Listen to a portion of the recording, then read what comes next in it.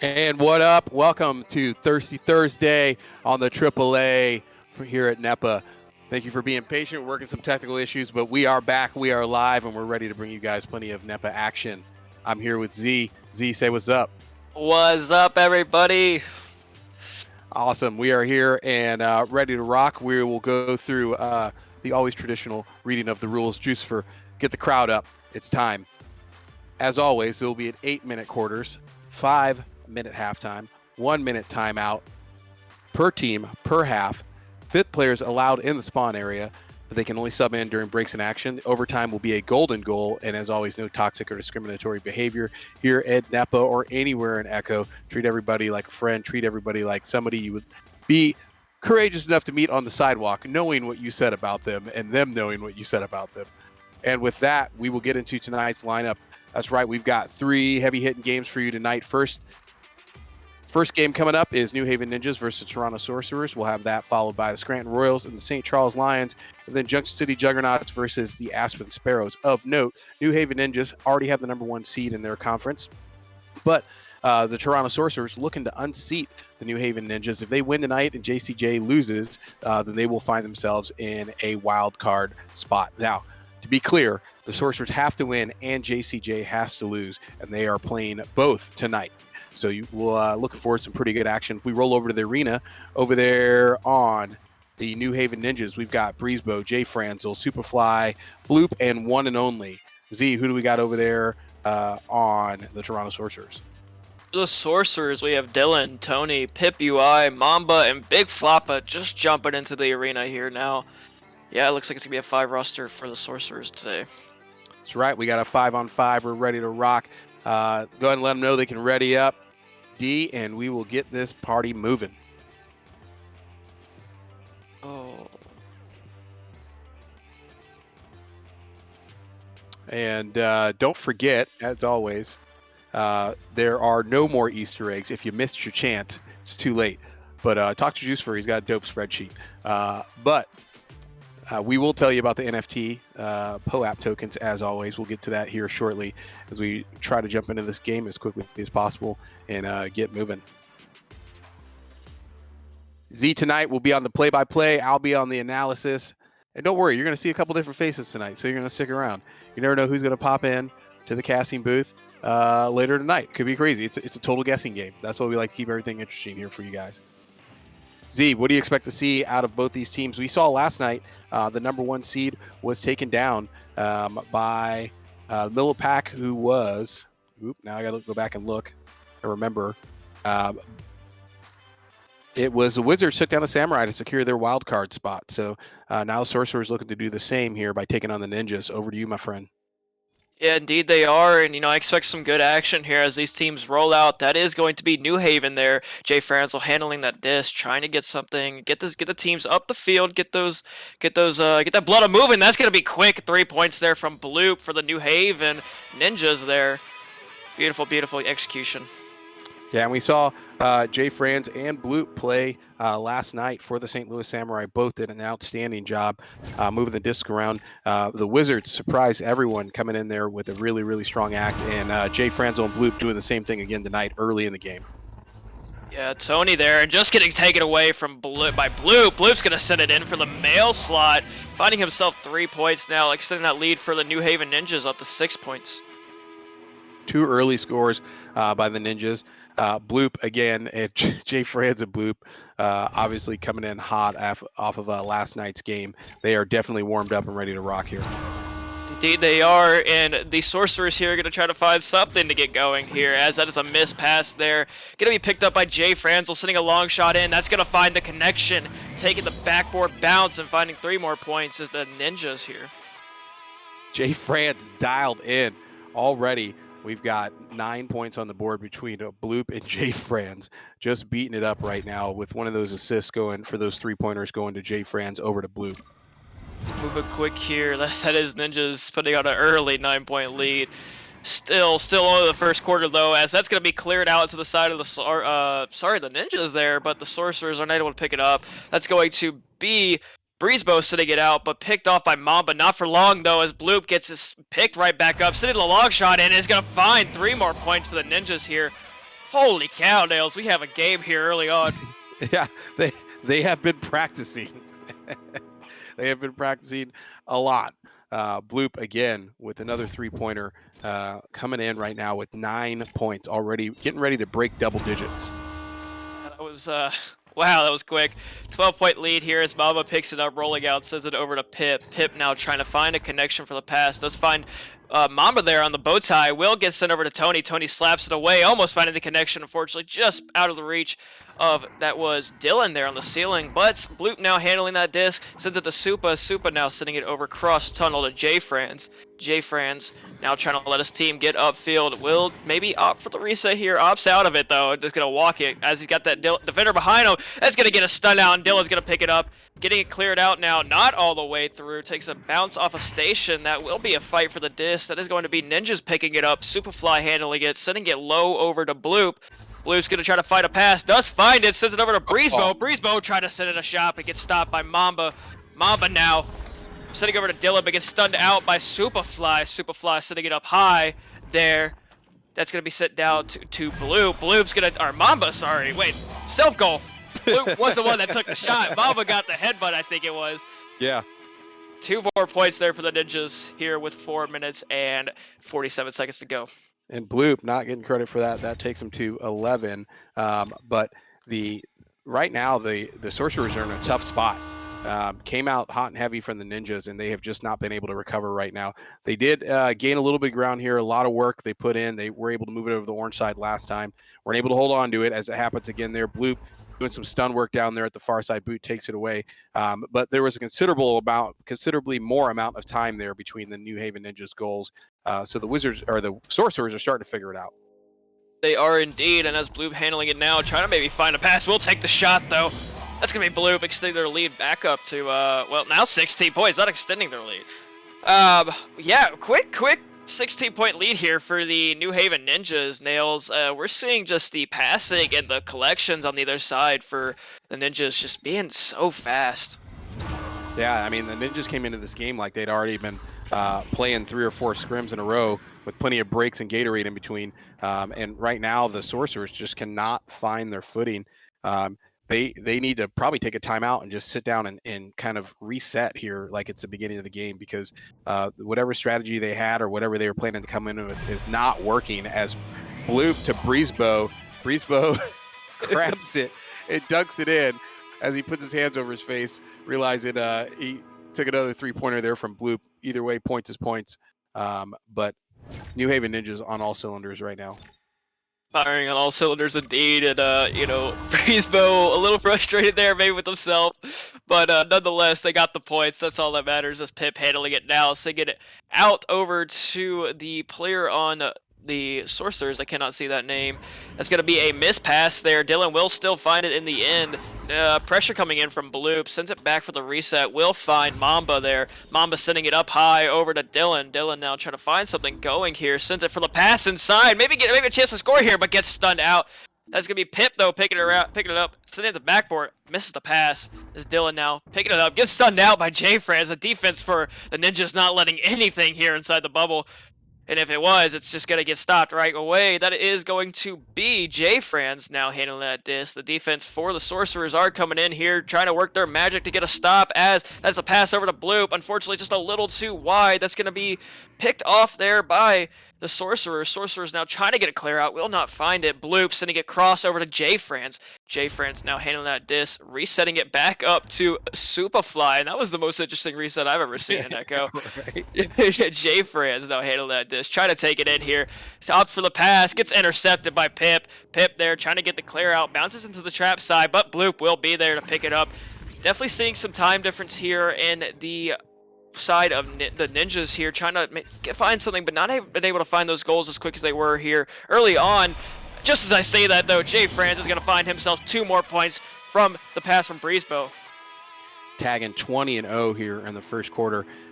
Really working for it there. I think both sides really making a play here for the defense.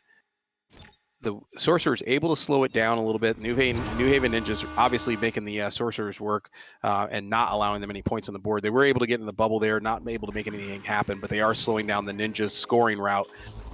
it might be too little too late for this first quarter as they're down by 20. Yeah, down by 20 here is the Sorcerers. They're doing some back passing here on the back line, but unfortunately just not able to get it through as Jay France picks up the missed pass there from Mamba. That's going to be Bloop trying to take it in. Passes the Breeze to oh man, I'm stuttering over names today. Yeah. That's fine. That's now cleared out by the Sorcerers. That's going to be Dylan picking up that disc, cleared over but intercepted by Jay France. Jay France all over this arena tonight. I've said his name multiple times tonight. That's going to be Jay France on the other side, picking up his own clear, trying to set for the cross pass, does not find the connection. That will be free. That's going to be Supa there, though, picking it up. Supa now pressured, but sends the pass low to Bloop. Bloop's going to try to take it in, gets the headbutt save. Wow, the Sorcerers there, lucky with that one. Nonetheless, that's going to be Mamba picking it up, sitting it out now all the way through into the side of the New Haven Ninjas. That's going to be a long shot from the Sorcerers, just not able to find the mark there.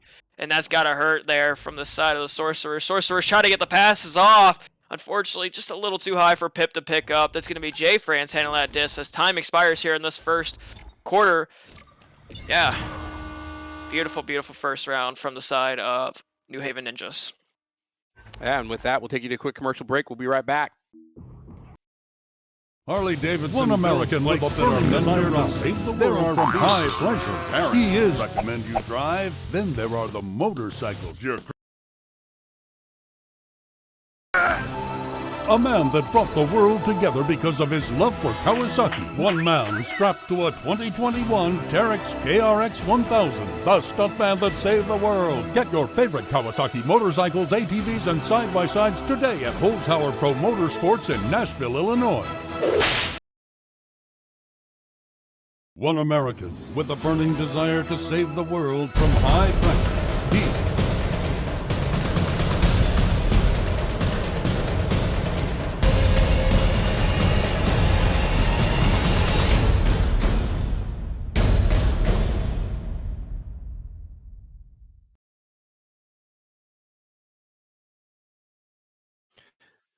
And welcome back. We are rolling back, getting ready to roll back here into the second quarter. And wow, what an impressive first quarter out of the New Haven Ninjas. Came out blazing immediately. Bloop and Jay Franzel just a scoring onslaught there at the first quarter and really offset the Wizards out of their, the Sorcerers. I keep calling the Wizards. Sorcerers out of their rhythm here. The Sorcerers, they need to find something to get back here on the horse. Couple shot attempts there. We're not able to put anything in the first quarter. They got to start upping those stuns and slowing this team down here. They were figuring it out at the end of first quarter as the New Haven Ninjas win the joust. But good pickup there by Tony, trying to send it out as Bloop comes in from the nest, decides to duck the barrier, tries to come back in, and wow, does not get stopped as Bloop gets another one there. Some of that good defense inside the bubble, but they're just not able to get those clears out for the Sorcerers and allowing the Ninjas to just collapse on the blue bubble. So it may take them a little bit, but they're eventually going to put points up. Yeah, indeed, and we saw that passing there. You know, the Sorcerer's defense were able to stop it for just a little bit, but not for long enough. That's going to be Tony handling that disc on the other side. Dylan now maybe trying to find something here. Gets taken away by Superfly. Superfly now handling that disc. It's going to be cleared out right into the hands of Mamba. Mamba trying to find a teammate up on the ceiling. I think that was Dylan was the intended receiver. Unfortunately, just got picked off by that goalie there. That is Jay Franz on the other side. Trying to send in that long shot, but Mamba's going to get the stop there. Mamba now trying to get the clear out. Will find it. That's going to be Dylan taking that long shot, but just a little too low as Superfly finds himself flying in and picking it up. Superfly now trying to get it cleared out. Will try to. Unfortunately, takes a bounce off that nose there on the ceiling. That's going to be picked right back up, though, by Superfly. Superfly all over this Sorcerer's offense here. Dylan now picking it up, sitting it low left. That's going to be bouncing high up into the ceiling area. Mamba here is going to have a chance to pick it up. There is a backline goalie there, so off for the pass to Tony. Tony's now handling that distance cross, but gets picked off by Superfly again with that defense and bubble from Supa. Been saying his name again all night. That's a long shot attempt, but Tony there to pick it off. Nonetheless, that was not going to be in, but Tony will find the clear. Not just yet. That's going to be Jay Franzel handling that disc now. Jay Franz going to try to take it inside. Maybe opting for the pass. Goes for the shot and takes the ding off of the ding ring. Now going to be Breezebo handling it. Sends it high up to Jay Franz. Jay Franz maybe going to go for another shot here. Opts for the back pass to Superfly as it is taken away by Tony. Now picked up by Pip. Pip handling this disc, sending it high out into the side of the. Oh my god! I was watching that angle. Oh, Oh man, wow. that was dope. close. That was close, but unfortunately not close enough. Not able to find themselves any points yet as the Sorcerers. That will be Bloop trying to get the clear out, but Mamba there to pick it up. Mamba sending it low over to Dylan. Dylan now trying to maybe get some jukes off. Will opt for the pass on backboard, but Tony was the intended receiver. Will not find it as he maybe grabbed the backboard there, and that's going to be a technical goal. Looked like it was saved, but maybe a little bit of Chicago there. Nonetheless, it's points. Now only down by 20 is the Sorcerers. Yeah, that was a lot of work for 2 points.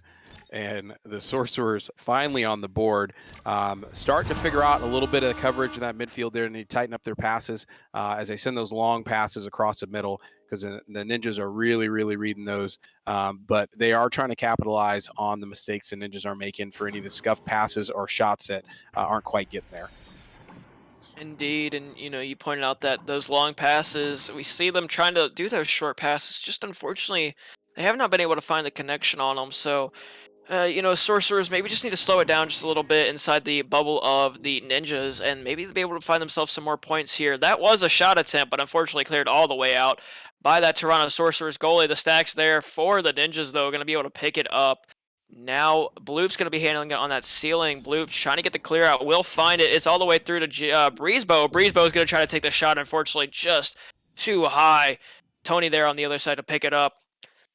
Tony now trying to get the clear out. Will find the pass over to Pip. Pip handling that disc. Going for the clear out over to, that is Dylan. Dylan now waiting for his team to get upfield. Will find, that was an intended pass over to, I want to say that's Tony there, but unfortunately that defense just in the way. Now that's going to be the Ninjas picking it up. Superfly trying to clear it out, but right into the hands of Mamba. Mamba now sending it over to Dylan. Dylan handling that disc. Maybe going to try to find something here for himself. We're going to pass off to a teammate. Goes for the solo instead. Maybe not the smartest decision there, but nonetheless, that is going to be Ninjas trying to get this clear out of their zone. Right back into the hands of Mamba. Mamba playing that backline pickup game tonight. Mamba's just all over that field in the backline. Unfortunately, it's just not enough here. That's going to be Bloop clearing it out down low. That's going to be now in the hands of Superfly. Superfly send it over to Breezebo. Breezebo getting stunned out there. Maybe a mispass. I didn't necessarily see. Jay Franz there for the back out pass. Jay Franz going to try to send it. He says find Bloop. Bloop's trying to find another teammate. Does not find the connection as Jay Franz picks it up off that bounce. And Superfly gets 2 more points off the pass from Jay Franz. Superfly getting on the board there. Great work coming in. Again, the Sorcerers, the New Haven Ninjas scoring has slowed down considerably, but the Sorcerers just, when they get those turnovers, not make connecting those passes. I'd be interested to hear the comment. It looks like a little bit of those passes going wayward, not where the passer was expecting the receiver to be. Yeah, indeed, and that may be just a little bit of communication issues there as we see the disc now being fought for. Pip does come away with it. That's going to be cleared and picked up by the Sorcerers. Tony now handling it. Has a cross pass to Dylan. Dylan is going to find it, and he takes it in for 2 points there. 4 points now for the Sorcerers. 20-point deficit. Back within 20. I do see the Sorcerers stepping up their stun game a little bit, getting a little bit more punchy out there in the arena. That's what they need to do, continue to slow down this Ninjas team. And once they figured that out, now they've got to get in there and start bringing a lot more pressure if they want to close this gap. They're coming up on the end of the half here. They're going to have 2 other quarters at 16 minutes to get this done to close a 20-point gap right now. Indeed, and these players got to realize that this game's not over at all. 20 points, sure, it may be a long mountain to climb, but it's possible to come back. Superfly there sending a cross pass to Breezebo. Breezebo trying to send it to Jay Franz, unfortunately taking a bounce off of the post there. That is going to be Bloop picking it up. Bloop now handling that disc, sending it high. High left, sorry, but not finding the intended receiver. Tony's going to be the one to pick it up, sending it over to Dylan. Dylan's going to go for a shot maybe here, just a little low. That is going to be Pip there to pick it up. No, wait, yes, it is going to be Pip picking it up. Unfortunately, getting stunned out there by the Ninjas defense. That will be 2 more points there for the side of the Sorcerers. Now only an 18-point deficit. Here starts that climb maybe for the Sorcerers, Nails. Yeah, Tony coming back in. Good read there by Tony to pick up that loose disc off a stun into Pip. And yeah, like you said, it's a big mountain to climb, but you never know you're going to end up facing a whole team of Sherpas. So you got to make sure you're on your game the entire time because I've seen 20-point leads disappear very quickly, and teams have walked away very angry after that game. Oh yeah, I can only imagine. And it's a classic story of the tortoise and the hare. You know, you might start off slow, but at the end, as long as you're able to keep that consistent pace, you may just end up winning this game, as Blue's going to be there with the goalie in goal. That's a cross pass to J. France. Gets taken away by Mamba. Mamba there. Or Pip now handling it, sending it over to Dylan. Dylan now maybe going to go for a long shot here. Just high. Taking a bounce off the nest, and the stacks there. Nobody's going to be able to find it before this shot clock expires. We are out of time in this second quarter. And we'll be right back to it after an extended commercial break here. We'll be right back with the Big St. Charles halftime show.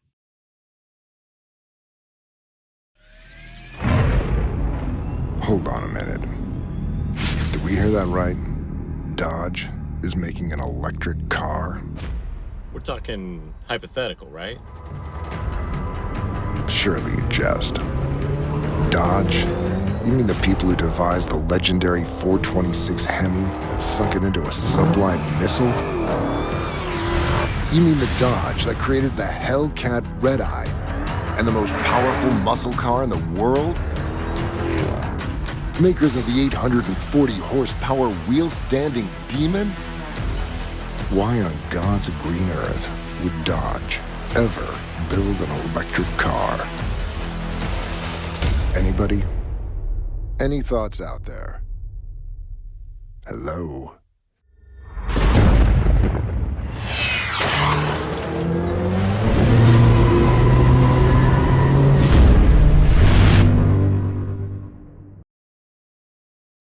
Access the largest motorsports inventory in America. We're authorized dealers for Can-Am, Honda, Kawasaki, Yamaha, Sea-Doo, and more. Get the best deals these brands have to offer. Browse through our inventory to find exactly what you're looking for.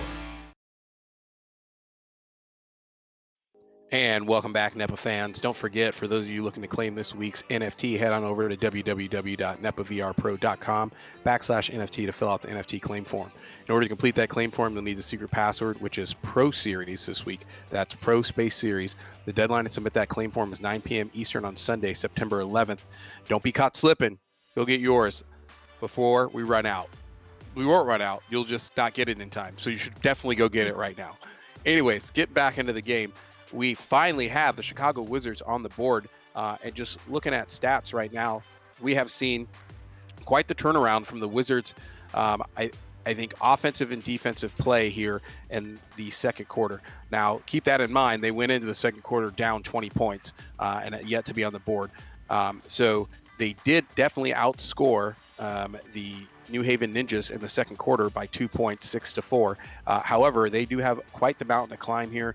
Still working out some of those long passes, missing some of their intended receivers. I think they're doing a good job of breaking up some of the New Haven Ninja plays and getting that disc turned over, but not necessarily able to do a whole lot with it.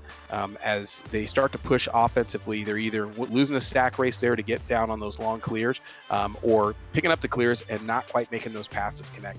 And that's going to be biting them all game. What I did like was from the first quarter, they had some problems clearing the disc past neutral and really cleaned that up in the second quarter. So the Wizards are putting it together piece by piece right now in this game, but that going down 20 in the first quarter is such a mentality beatdown for them, because it puts them in this headspace where they're going to be second guessing a little bit. They got to make everything work. Every single point counts. You don't want to be in that headspace. Yeah, you definitely don't. And we're seeing the Sorcerers starting to climb back here, but it might just not be enough here if they can't keep up the. They can't increase that tempo by just a little bit. 8 minutes, 16 minutes, I mean, you got 2 more quarters. It's plenty of time for these teams to act, but with how the points are, with how the goal times have been coming, it's going to be, they're going to have to pick up that pace just a little bit here. We're seeing a lot of, like you mentioned, those long clears, those long shots that have just not been finding the connection from the sorcerers. And you know, as of right now, it's going to be tough. I'll tell you that much for the sorcerers. But they're not out of it just yet. As long as they can get those stuns out on the side of the New Haven Ninjas, it will be. We should see a different tide here in this third and fourth quarter. Yeah, in the third and fourth quarter, definitely expecting to see the Wizards come back and make much more of an offensive push. It'll really come down to if they can tighten up some of those small mistakes and start making some of those 3-pointers and 2-pointers count, and really bringing the pressure and the turnovers to the New Haven Ninjas to drive a long unanswered scoring streak is really what they're going to need here in the third quarter, and then another one in the fourth quarter to finish it up, and then potentially bring it back to that tie. They're doing a good job of kind of holding the Ninjas from reaching that 40 mark, I said last quarter, but they're going to have to continue to do that. Now it's going to come down to stamina here in the last third and fourth quarter. They can continue to keep that pressure up. Indeed, and you know, only 4 points scored in that second quarter from the side of the New Haven Ninjas. So definitely there's some slowdown, like you mentioned there, from the New Haven Ninjas. They just gotta take their time. The sorcerers gotta take their time, and you know, maybe slow down. That's something that I mentioned there in that earlier in that second quarter, and they did start doing it. So as we get we're hopping right back into this third quarter now. Going to be a race for this disc here, and the sorcerers definitely wanting to get their hand on this initial joust. But the side of the New Haven Ninjas has been fast and have been able to get us so far. And as these teams roll out, that's going to be the New Haven Ninjas getting it now, sitting it low. Picked up there by Mamba. Mamba now sending it out, but the stacks for the New Haven Ninjas there just quick. Picking up that clear, and Superfly is going to be trying to send it out. Unfortunately, taking just a little bit of that weird bounce. That's going to be Dylan there handling it, but gets stunned out fairly quickly by Superfly. But right back into the hands of Tony. Lots of back and forth here early on. Pip now finding it on the other side, sending a long shot in, just a little wide there off the ding ring, and Dylan now finding that dish, sending the cross pass to Pip, at least attempting to. Unfortunately, just a little low, and Bloop will get the stun out and pick up on that disc. Right back into the hands of the back line, though, the Sorcerers. Tony there trying to get the clear out, but unfortunately just takes that weird bounce in that tunnel. Superfly now trying to send it up. We'll find Bloop on the other side. That's going to be a pass, and almost a pass, but almost a shot as well. That is Pip now handling it, but gets stunned out by Breezebo. Breezebo slapping it back for the smart reset. That's going to be sent over to Bloop on the pull. Bloop's going to take it in for the slam dunk, extending their lead back up to 20 here. Yeah, and again, making them work for it there, but Bloop finally able to work his way in there, find an answer with another quick 2-point slam on the board. New Haven Ninjas continuing to keep that lead. Yeah, indeed they are, and you know, we saw there, you know, they had a couple shot attempts on the side of the Sorcerers, unfortunately just not able to find those marks. The goal's been really just closed for them tonight. No, the lid has not been opened, so hopefully they can get something going here, but Jay Fran's going to be trying to handle that disc. Does get taken away by Dylan. Dylan's going to send in that long shot. Been trying to find it all night, but unfortunately not finding that connection. Pip will pick it up, but again, that goal has just been closed for them. Sending it as a slap pass to Pip. Pip now handling it, trying to send it to Dylan. Dylan does find it. Will get the 2 points there. That's 2 more points at the side of the Sorcerers. Now only an 18-point lead for the side of the New Haven Ninjas. Yeah, and that is kind of what I was talking about there, where they're down, they're in this that headspace where, you know, you got to open three, send it slightly low. Pip comes in, has another opportunity for a three there, and you know, it's in their minds already, and so that little bit there just throws off your mechanics and throws off your flow just enough where, you know, Pip missed another one, takes it to the bar, and then they're gonna have to settle for a 2 and having to fight for it there at the very end. Indeed, and you know, as a player myself, I can definitely vouch that, you know, missing those shots like that all night definitely hurts. As Dylan trying to get the clear out, will find itself high right. That will be Tony, I think, getting the slap away. No, Tony was handling it there. Tony will find himself 2 points here. Now a 16-point lead for the New Haven Ninjas. There it is, starting to slip back a little bit. There are 2 unanswered goals off of Bloop's first 2. So nice work and a very good concerted effort there. You see the sorcerers settling in there to work their way in and take those twos. You know, they're not threes. They're not going to close the gap as fast as you'd like, but as long as you're closing the gap there and it's unanswered, it might as well be threes. Indeed, and putting pressure here. That is a save, but taken away right back.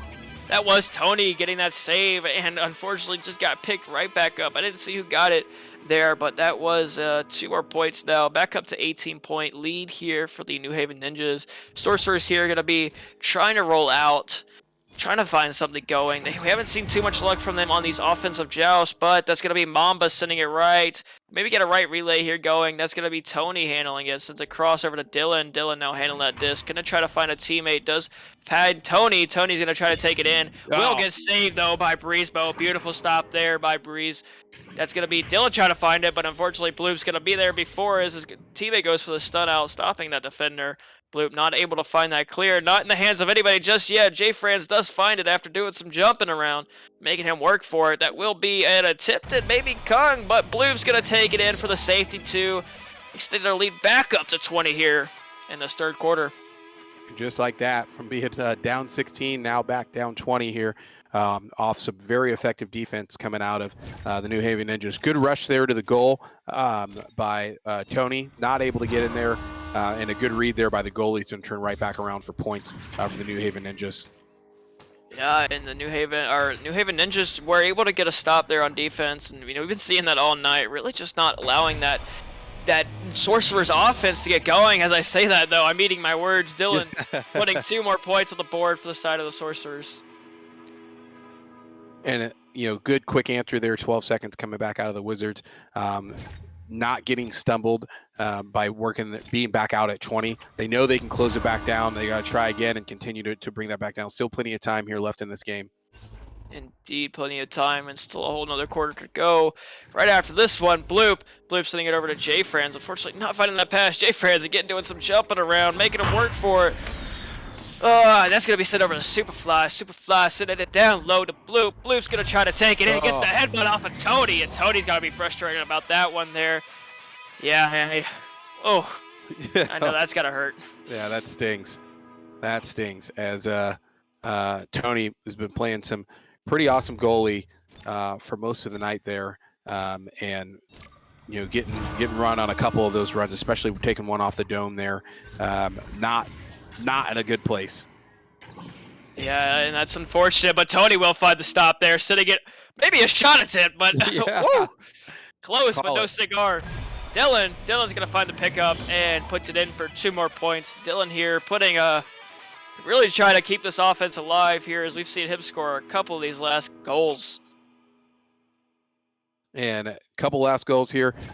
They are trying to get on that unanswered run again, and hopefully they can turn it around. Jucifer, I got words from Jared. The link is working on our end. Maybe close yours and restart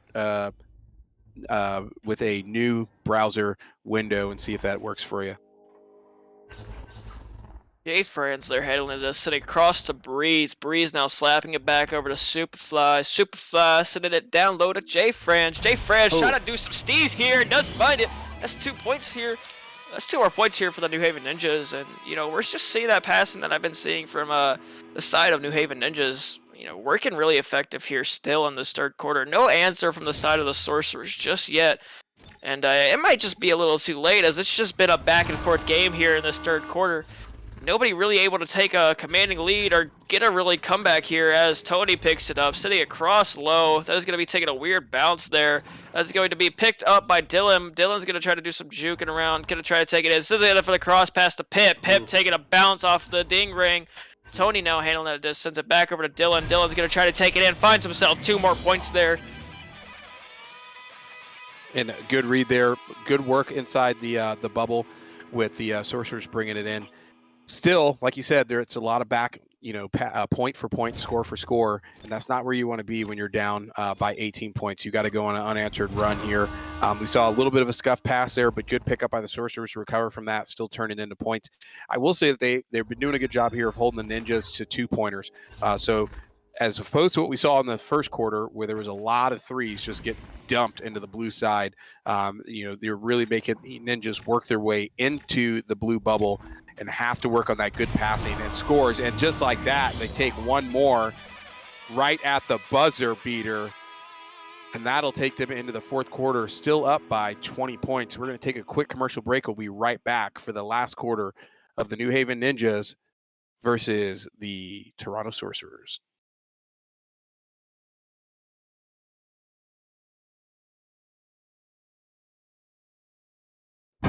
If you really want to find out what you're made of, you can forget the personality tests and social media quizzes. Because the only way you're ever going to know is by heading into the big, wild, raging, so damn beautiful it hurts world and finding out for yourself. Were you born to follow a path, or were you born free? These are the things we thought about when we made the new Grand Cherokee. Made for what you're made of.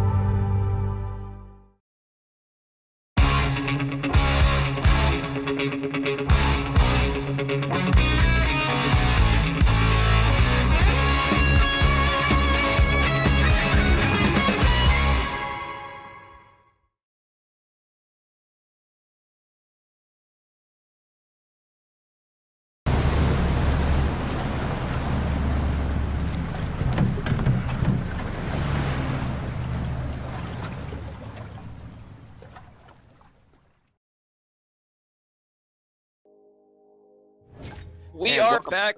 Sorry. You do it. No, you do it. Oh, I was just going to hop in real quick because we're hopping in real quick here. As these teams roll out, I'm so sorry, Nails, to cut you off there, but that's going to be one on the side of the New Haven Ninjas.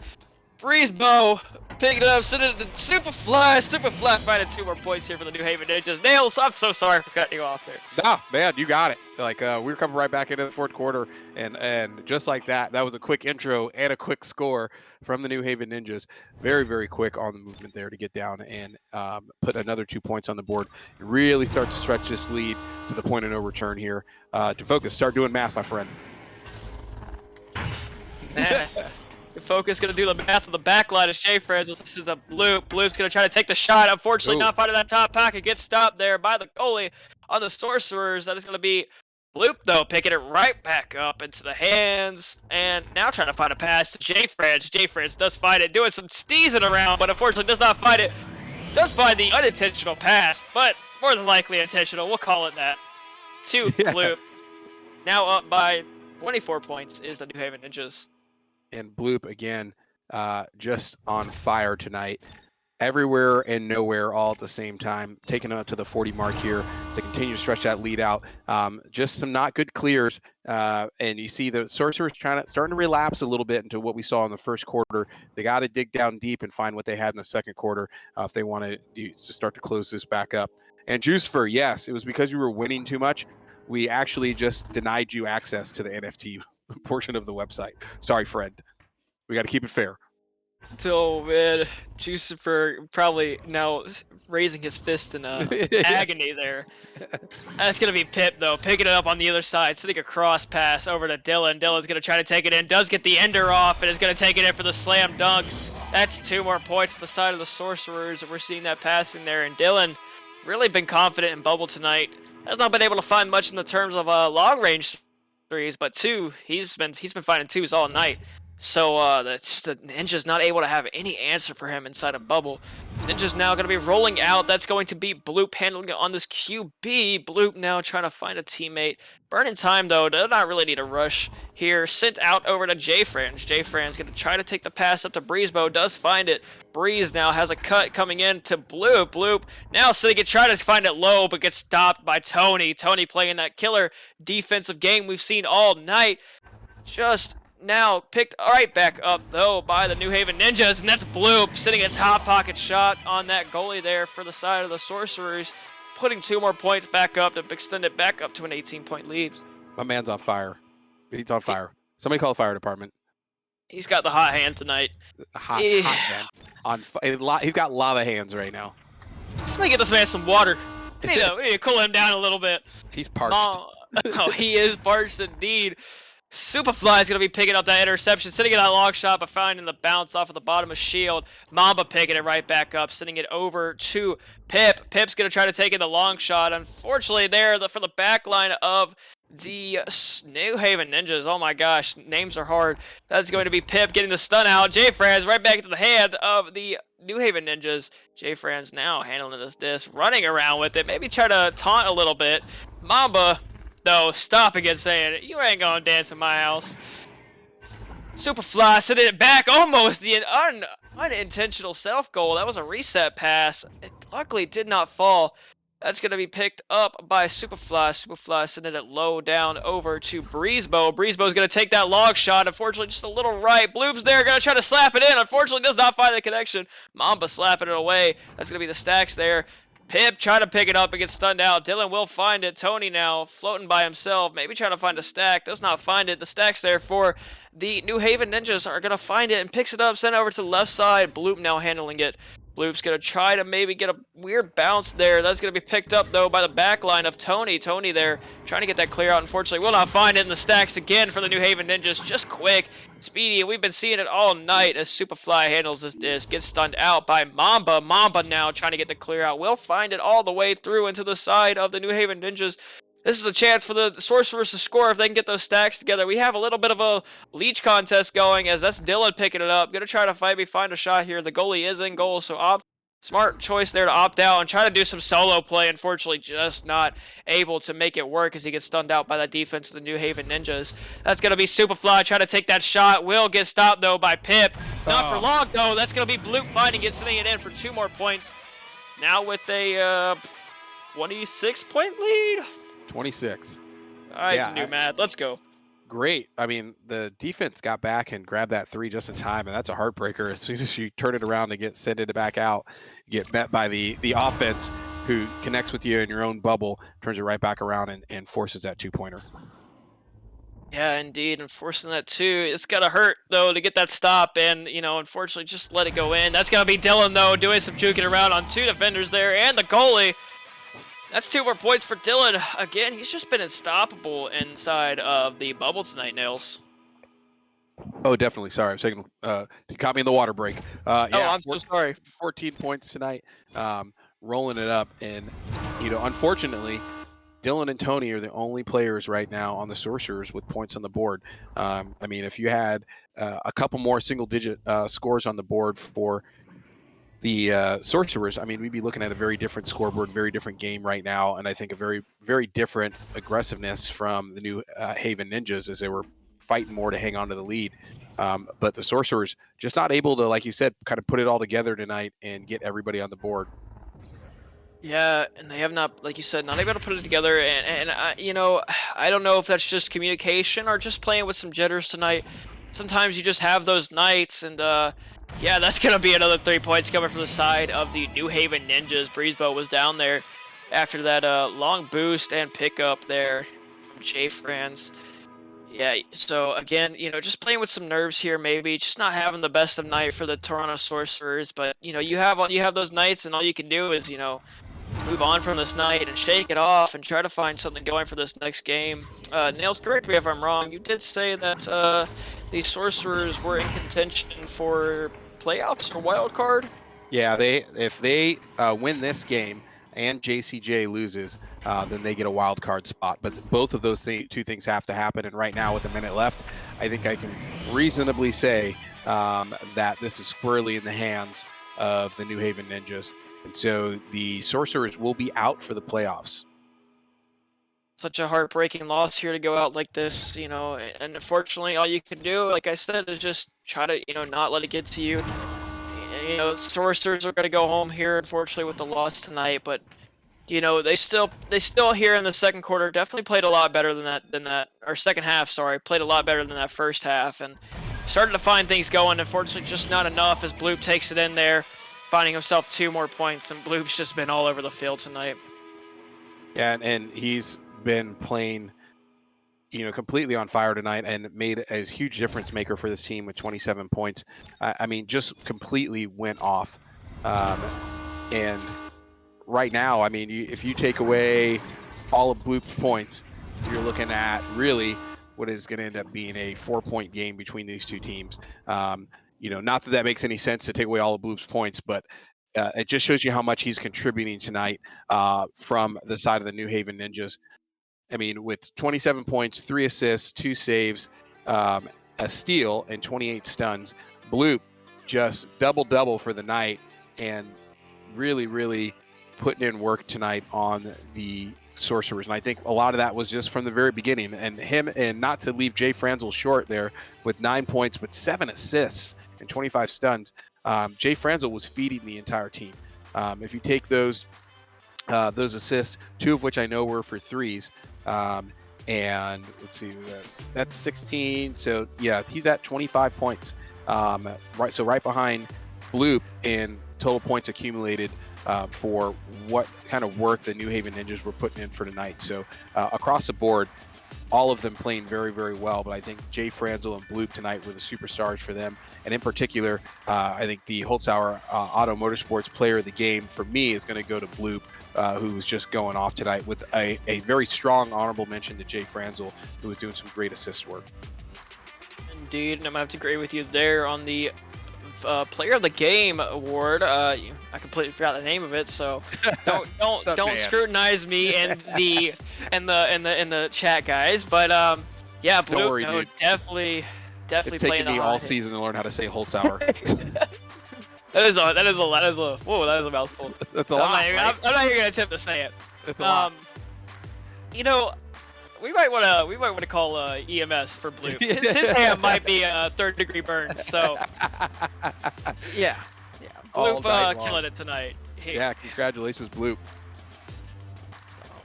And with that, as always, we're going to take you to a quick interview to focus. Let me know when they're readied up, and we'll roll over there. But with that, the New Haven Ninjas obviously going on, continuing to maintain their #1 seed as playoffs start next week. They are going to be a very, very strong team to contend with there, with now going 12-2 on the season for them. So keep an eye on keep a lookout for them rolling into the playoffs. You're not going to want to miss any of that action. And with that, we'll take you to a quick interview as we roll over. Quick pause. We'll be right back.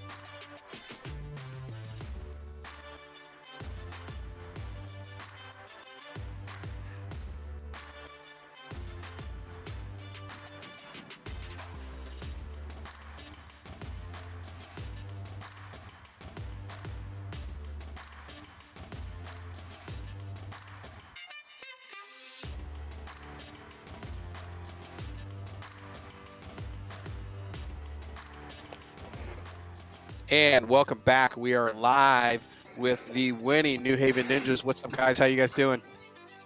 Great, man. Yo, we're doing good. Woo! Awesome. #1 seed.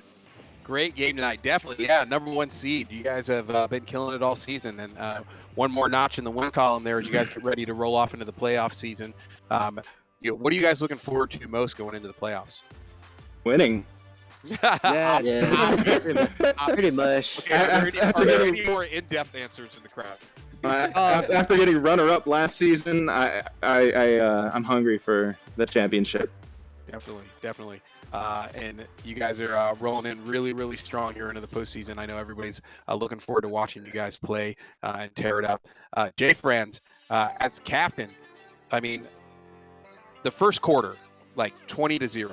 Like, what was going on there? Like, what was your guys' mentality coming out of the did you guys just come out of like 3 scrims right before that? But you guys were playing like it was fourth quarter and you'd already been warmed up for days.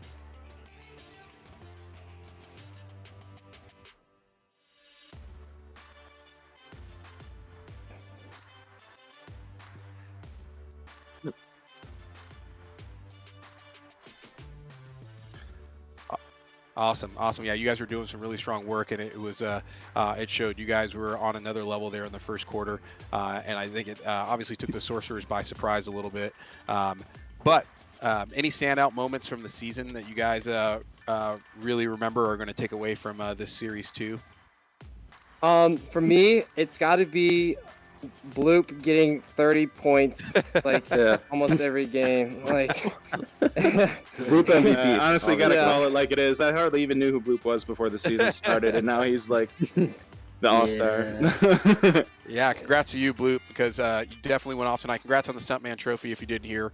Definitely got the Stuntman Award tonight. Well earned. I think it was obvious for everyone, but you were really dialed in tonight. And Jay Franz, you got the honorable mention there with 7 assists. Like, you guys were just a 2-man wrecking team there for the first quarter. But Bloop all game really doing some outstanding work.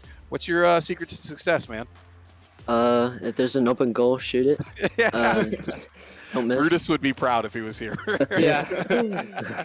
And I think to have teammates that are willing to, feed players like Bloop and Jay Franzel, because that's kind of what helps us a lot with. He's the big. Supa's the big assistant guy. I like to point that out for just all the backliners out there. You're important too. That's why we're, if your team scores, you're the one helping out in the backline, making sure the clears don't happen. So you definitely can't have all players that just kind of all get the. I like to get 4 strikers. Yeah, you can't have 4 strikers, right? And Super, you're dead on. The backliners never get enough credit, right, for breaking up those clears and keeping the offensive pressure on and feeding it right back into the offense so they don't even have to skip a beat. So, yeah, shout out to all the backliners. Let the drummer get some. So, with that, fellas, outstanding game tonight. We're going to move on to the next match. You guys got any parting words you want to leave with the crowd? Discordia. I got a phrase. Gotta keep your admins close, but your chat mods closer. Just stay safe out here in Discordia. That's crazy. Hashtag mic drop. And with that, don't go anywhere. Everybody watching, we will be right back with our next matchup for tonight. Hasta la vista. Scranton Royals versus St. Charles Lions. We'll see you in a few. Yeah. I'm going to bed.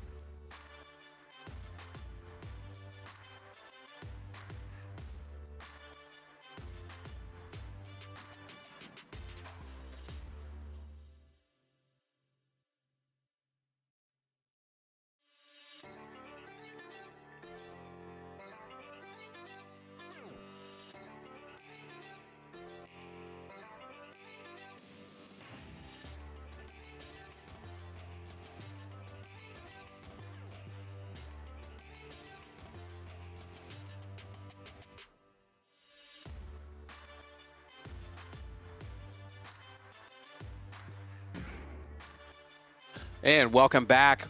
We are back with the Thirsty Thursday second game of the night here for the AAA. Rolling into the playoffs, we got the Scranton Royals versus the St. Charles Lions coming in for tonight's next matchup. And the Scranton Royals rolling in tonight with a wild card as the number 5, 1, 2, 3, 4, 5th team for the wild cards going up against the St. Charles Lions, who have been eliminated from the playoffs, but obviously looking to finish the season on some pride. And who do I have with me but Queen? Queen, say hello. Hello. Hello. Well, I'm here now. Good to see you. Glad to have you. And that's right, for all of you guys out there, countdown to the hype train has begun. Queen's in the house. There's a hype train? Yeah, you're the conductor. Oh. Oh, nobody told you? You didn't get the memo? Nobody told me, but I'm here for it. That's the thing. Well, as we roll into tonight's game over on the Scranton Royals, as they're getting readied up here, we've got Mistake, Cool Whip, Babs, and DeWup bringing in 4. We'll see if they bring in a 5th. Who do we got over there on the St. Charles Lions? St. Charles Lions, we've got Risen, Crispy, David, Wiggles, and Wombo Combo. I believe typically who we see in the arena is Risen, Crispy, and Wiggles. I'm not too confident here in regards to Wombo Combo or David, who would typically be in the arena. I don't normally cast too many AAA matches, unfortunately, but I'm super excited to see both these teams here and in the arena with a ton of players that I know and love who play this game. Yeah, typically we do see AA Davids rolling in there, and I think it will probably be if I had to guess, I would put money that would be David in there tonight. But going up against Scranton Royals, I mean, just looking at the stats between the two teams, the St. Charles Lions coming in at 2-11, Scranton Royals coming in at 5-8, but really only about 115-point difference between both these teams on the season.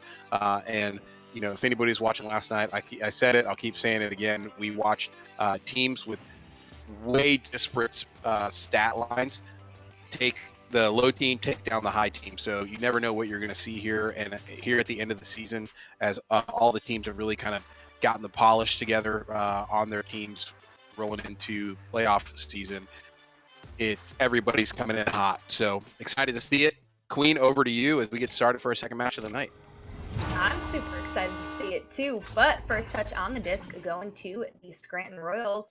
First possession still up in the air as it bounces around. Wiggles gets a hand on it momentarily, but that stack for the side of the Scranton Royals coming quick to bring that one back. It's DeWup who slaps it across the arena now, looking to maintain this possession here. Cool Whip able to recover it off a few bounces, is on the floor, juking around, trying to get around these defenders, find a lane, does find one in the form of Babs. Babs now on the nugget, looking down low for Mistake. Mistake once more to Cool Whip on the cut for the first 2 points of the game. And just like that, Scranton Royals coming out hot and heavy here. And I mean, speaking of teams that have really started to get the polish on for the season, I mean, the Scranton Royals have done a total 180 from the beginning of the season. And now you've got the league of Echo best friends who have just been running teams this season, the second half of the season, really coming together. And then DeWup coming in as well, just as a powerhouse that nobody's quite heard of, for some aspects. I think a lot of people have heard of him, but not quite everyone. Yeah, DeWup is definitely a player that is very much so, or was very much so, up and coming and has really made a name for himself in the latter half of the past VRML season, along with this one, and definitely here in Nepa in the AAA series. So definitely has done a fantastic job for themselves to make a way and have their name known. Ooh, that push there from the side of the St. Charles Lions does go a little bit wide there on the attempted shot. The clear is good. DeWup picks it up, looks for a long shot, but just off shield. Picked up now by Wombo Combo. Ooh, Wombo Combo is activated in the arena. and that is Crispy with it now. Crispy looking up high for Risen. Risen, oh no, looking for the goal, but Mistake with quite a save there. David picks this one up for the side of the Lions, recovers it here, sends it to Wombo Combo. Wombo Combo back to David. David looking down low for Crispy. Crispy to Wombo Combo, who gets stunned out on the attempted push. Risen able to recover it, but gets their pocket picked by Duup. Duup sends it out through the mid of the arena. It's Babs able to pick this one up for the Royals. Babs looking for a pass down low, but slightly off the mark. Cool Whip gets the hand on it momentarily, but Crispy stuns her out. Crispy looking for a clear, but it's straight into the hands of Mistake, who turns this one around for the side of the Royals. All the stacks overshoot that one, and we've got a little bit of a scuffle for the disc, but Mistake with a quick pass there sends it away. No way! Duup getting stunned out on the attempted shot. It was saved there, but Cool Whip able to pull that one back in for 2 points, bringing them up by 4. And Cool Whip, Nepa TV's own there on the cleanup. And what up? I see you in the chat, UG Mom. How's it going? And Juicifer, yes, he is. I would say for as good as Duup is, I would think he would be more well known. That's all I'm saying. I know there's a lot of people that know who he is. Have been talking about how good he is all the time. But for as much as he's been blowing it up this season, speaking of blowing it up, as I speak his name, that right there, like Juicifer, you would expect that we would have heard of him well before this season. Yeah, like I said, he's definitely a player that has put in the work a lot as of recent to increase their skill, and it has paid off dramatically. But we've got St. Charles Lions with the disc now, and it's Crispy. Oh no, that is a steal from Mistake. Looking at an open goal shot, does go wide. Duup is there to pick this one back up, sends it low, looks across for, I believe that was Babs, but the pass slightly off the mark. David picks it up now for the side of the St. Charles Lions. David's got some time and space, just had an incoming stack there, looks for the pass across the arena, but it is too much of a lead there, and Duup is able to pick this one up, sends a clear out through the mid of the arena. Oh, Risen almost able to get a hand on that one, but it's Mistake who walks away with it, goes for a long shot, and it is off the nest there, now in the hands of Risen. Risen looking for clear. Oh, I'm sorry. That might have been David. I've got a little bit of a glitch on my overlay here. No way! The quick slap from Duup after that slap coming in from Babs. Beautifully done for 3 points. And just a beautiful job there by Duup being in the right place. Great read on that disc coming in for the slap, putting it in for another 3-pointers. Juicifer, he's Canadian. Never mind. He's off my list. I'm done. Oh my goodness! I'm kidding. I actually think he lives in Canada. Yeah. I think he lives in Canada, but I want to say he's French. Oh, really? He was on 2CQ. I guess that would make sense as well. But I feel like I don't know if he was originally from Canada. Juice might know. Oh, Juice is saying he's a fellow Canadian, so I'm assuming he was born in Canada. I know he's there now, but I have a feeling, I feel like he told us that he moved there. I could be so wrong. From Quebec. There it is. Yeah, he's from French Canadian.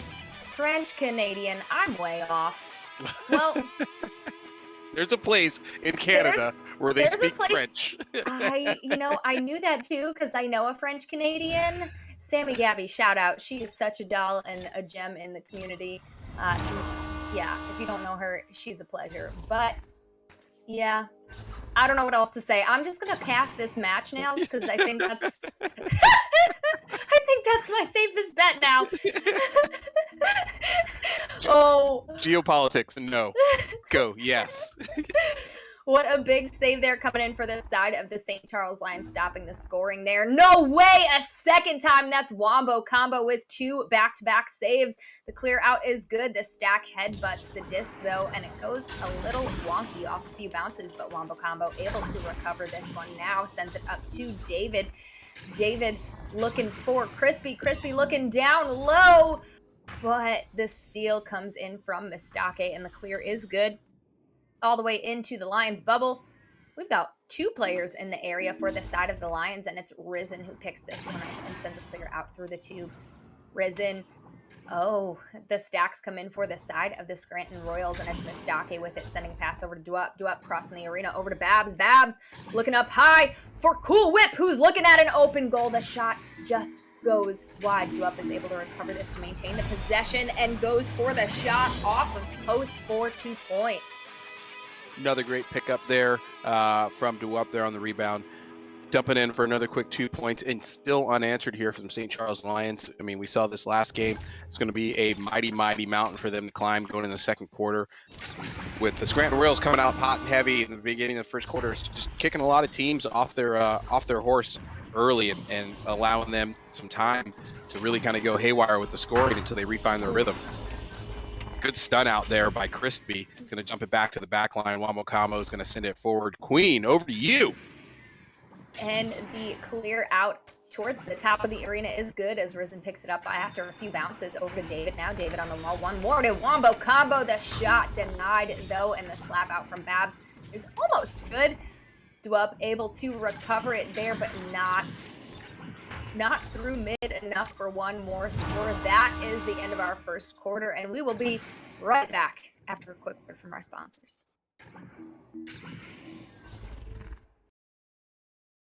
One American with a burning desire to save the world from high prices. He is the stuntman that saved the world. He is looking to destroy high prices.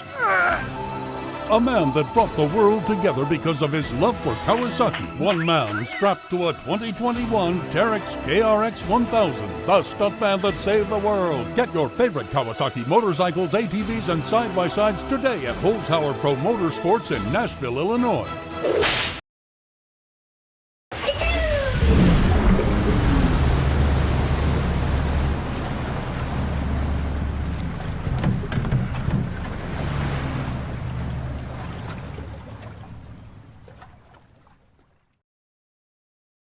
Access the largest motorsports inventory in America. We're authorized dealers for Can-Am, Honda, Kawasaki, Yamaha, Sea-Doo, and more. Get the best deals these brands have to offer. Browse through our inventory to find exactly what you're looking for.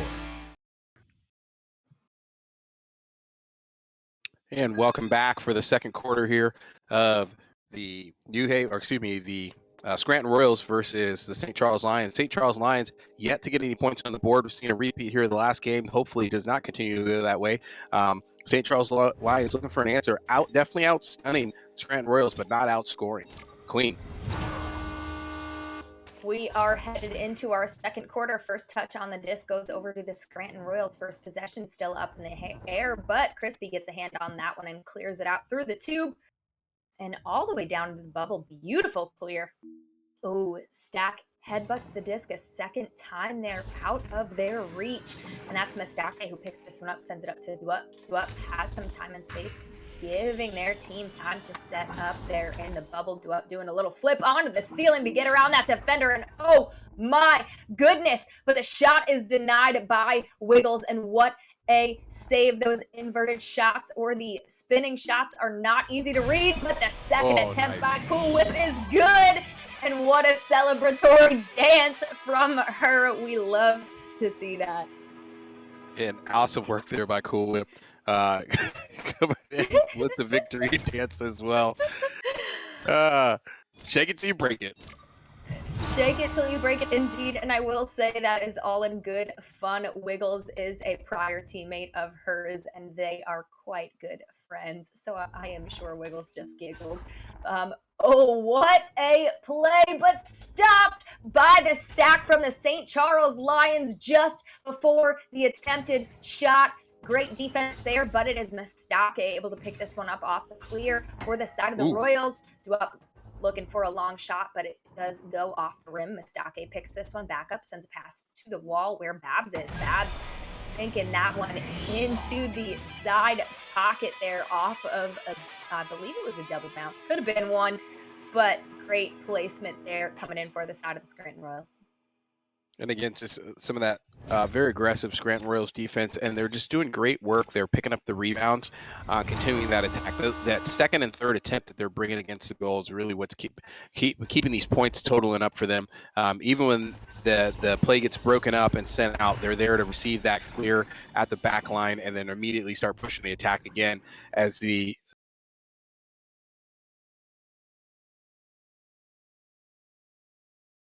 to Crispy. Crispy's looking for options. Gets stunned out right as he gets to the Risen. Risen in the windup gets his shoulder broken and has the disc taken away, and a good clear here for the Scranton Royals, but a good pickup there on the clear from.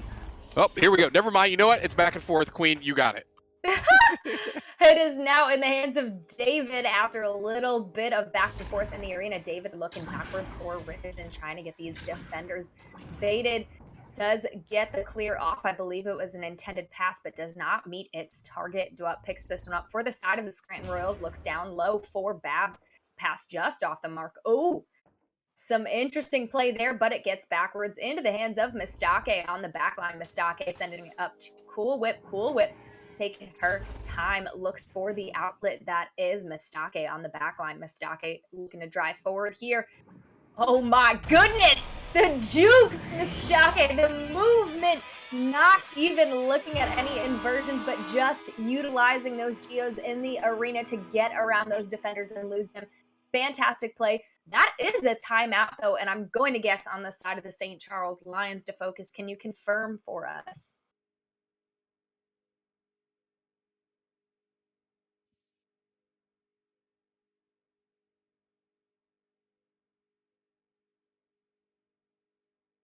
St. Charles Lions confirmed did take the time out, and a good one at that.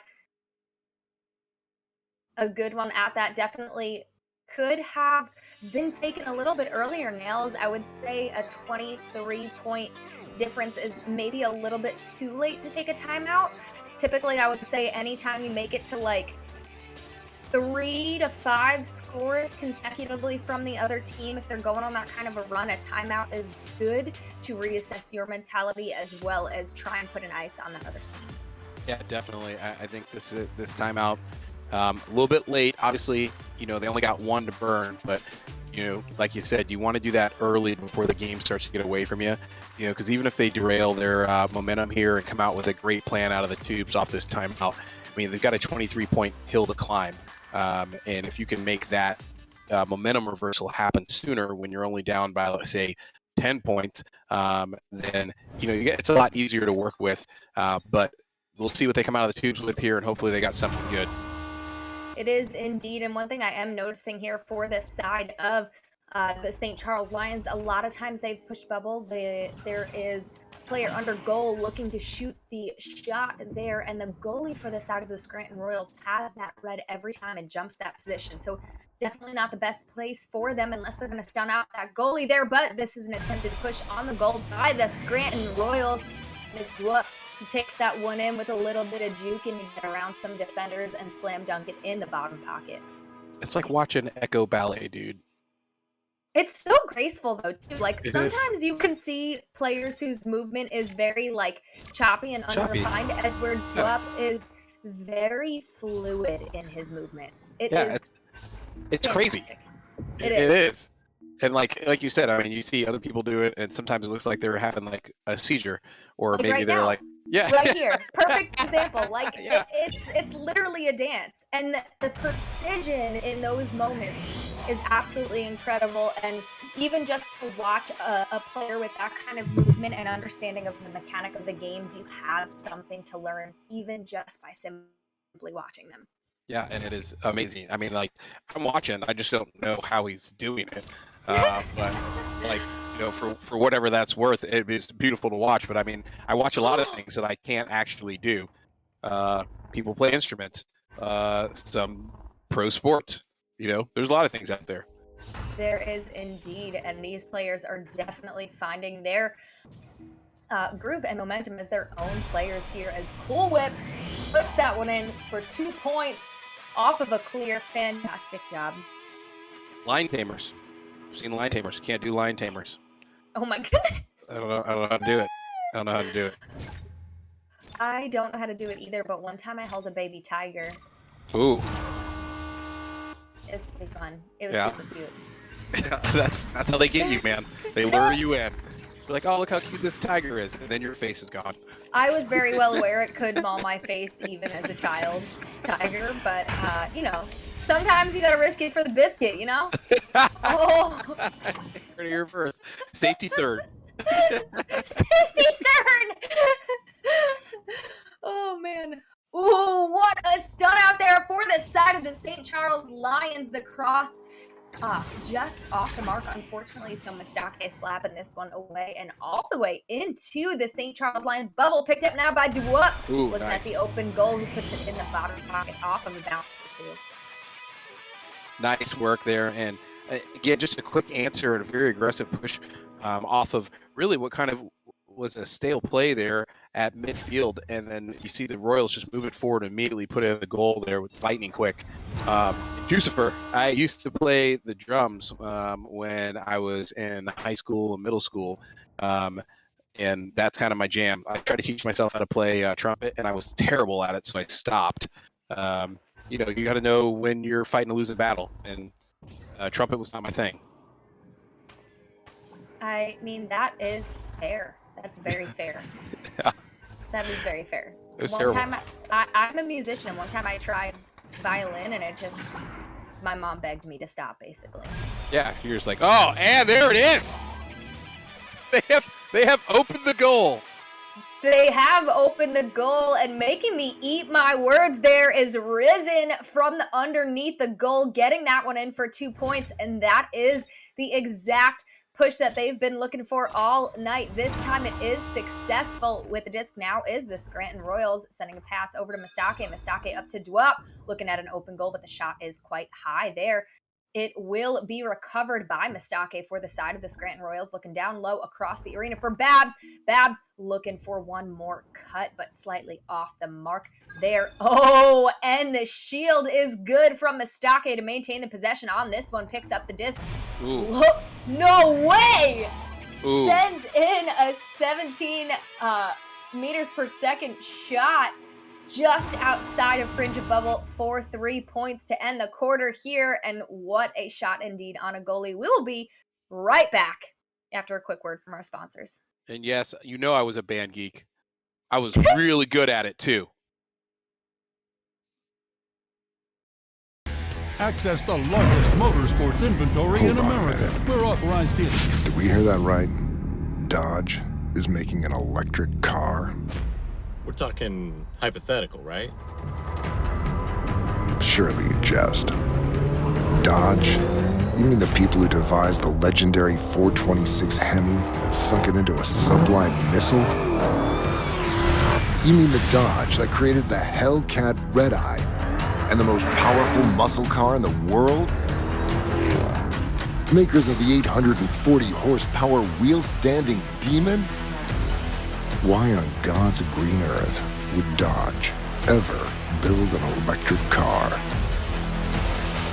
Anybody? Any thoughts out there? Hello?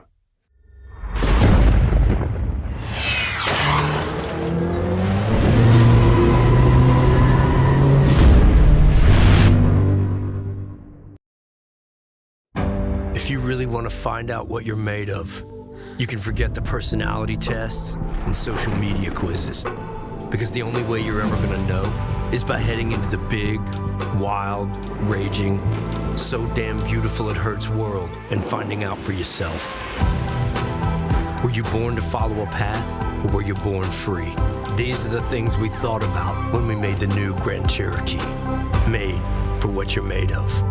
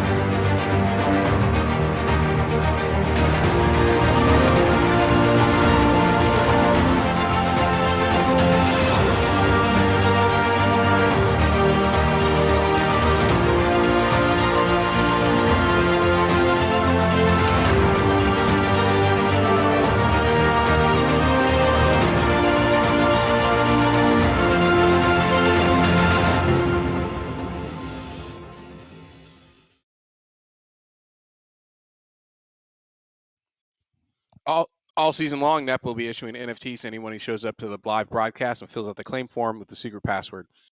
The form can be found at www.nepavrpro.com/NFT. Yes, the website's working. I just checked it. Each week, we'll be highlighting the different franchises' NFT logo. Show up each week and collect all 16 teams. The more you collect, the more potential rewards you can unlock. You guys just saw some of the cool things we're giving away there during that commercial break. Deadline to submit that claim form is 9 p.m. Eastern on Sunday, September 11th. This week's secret password is Pro Series, Pro Space Series. Don't type space. And also, congrats to Jucifer.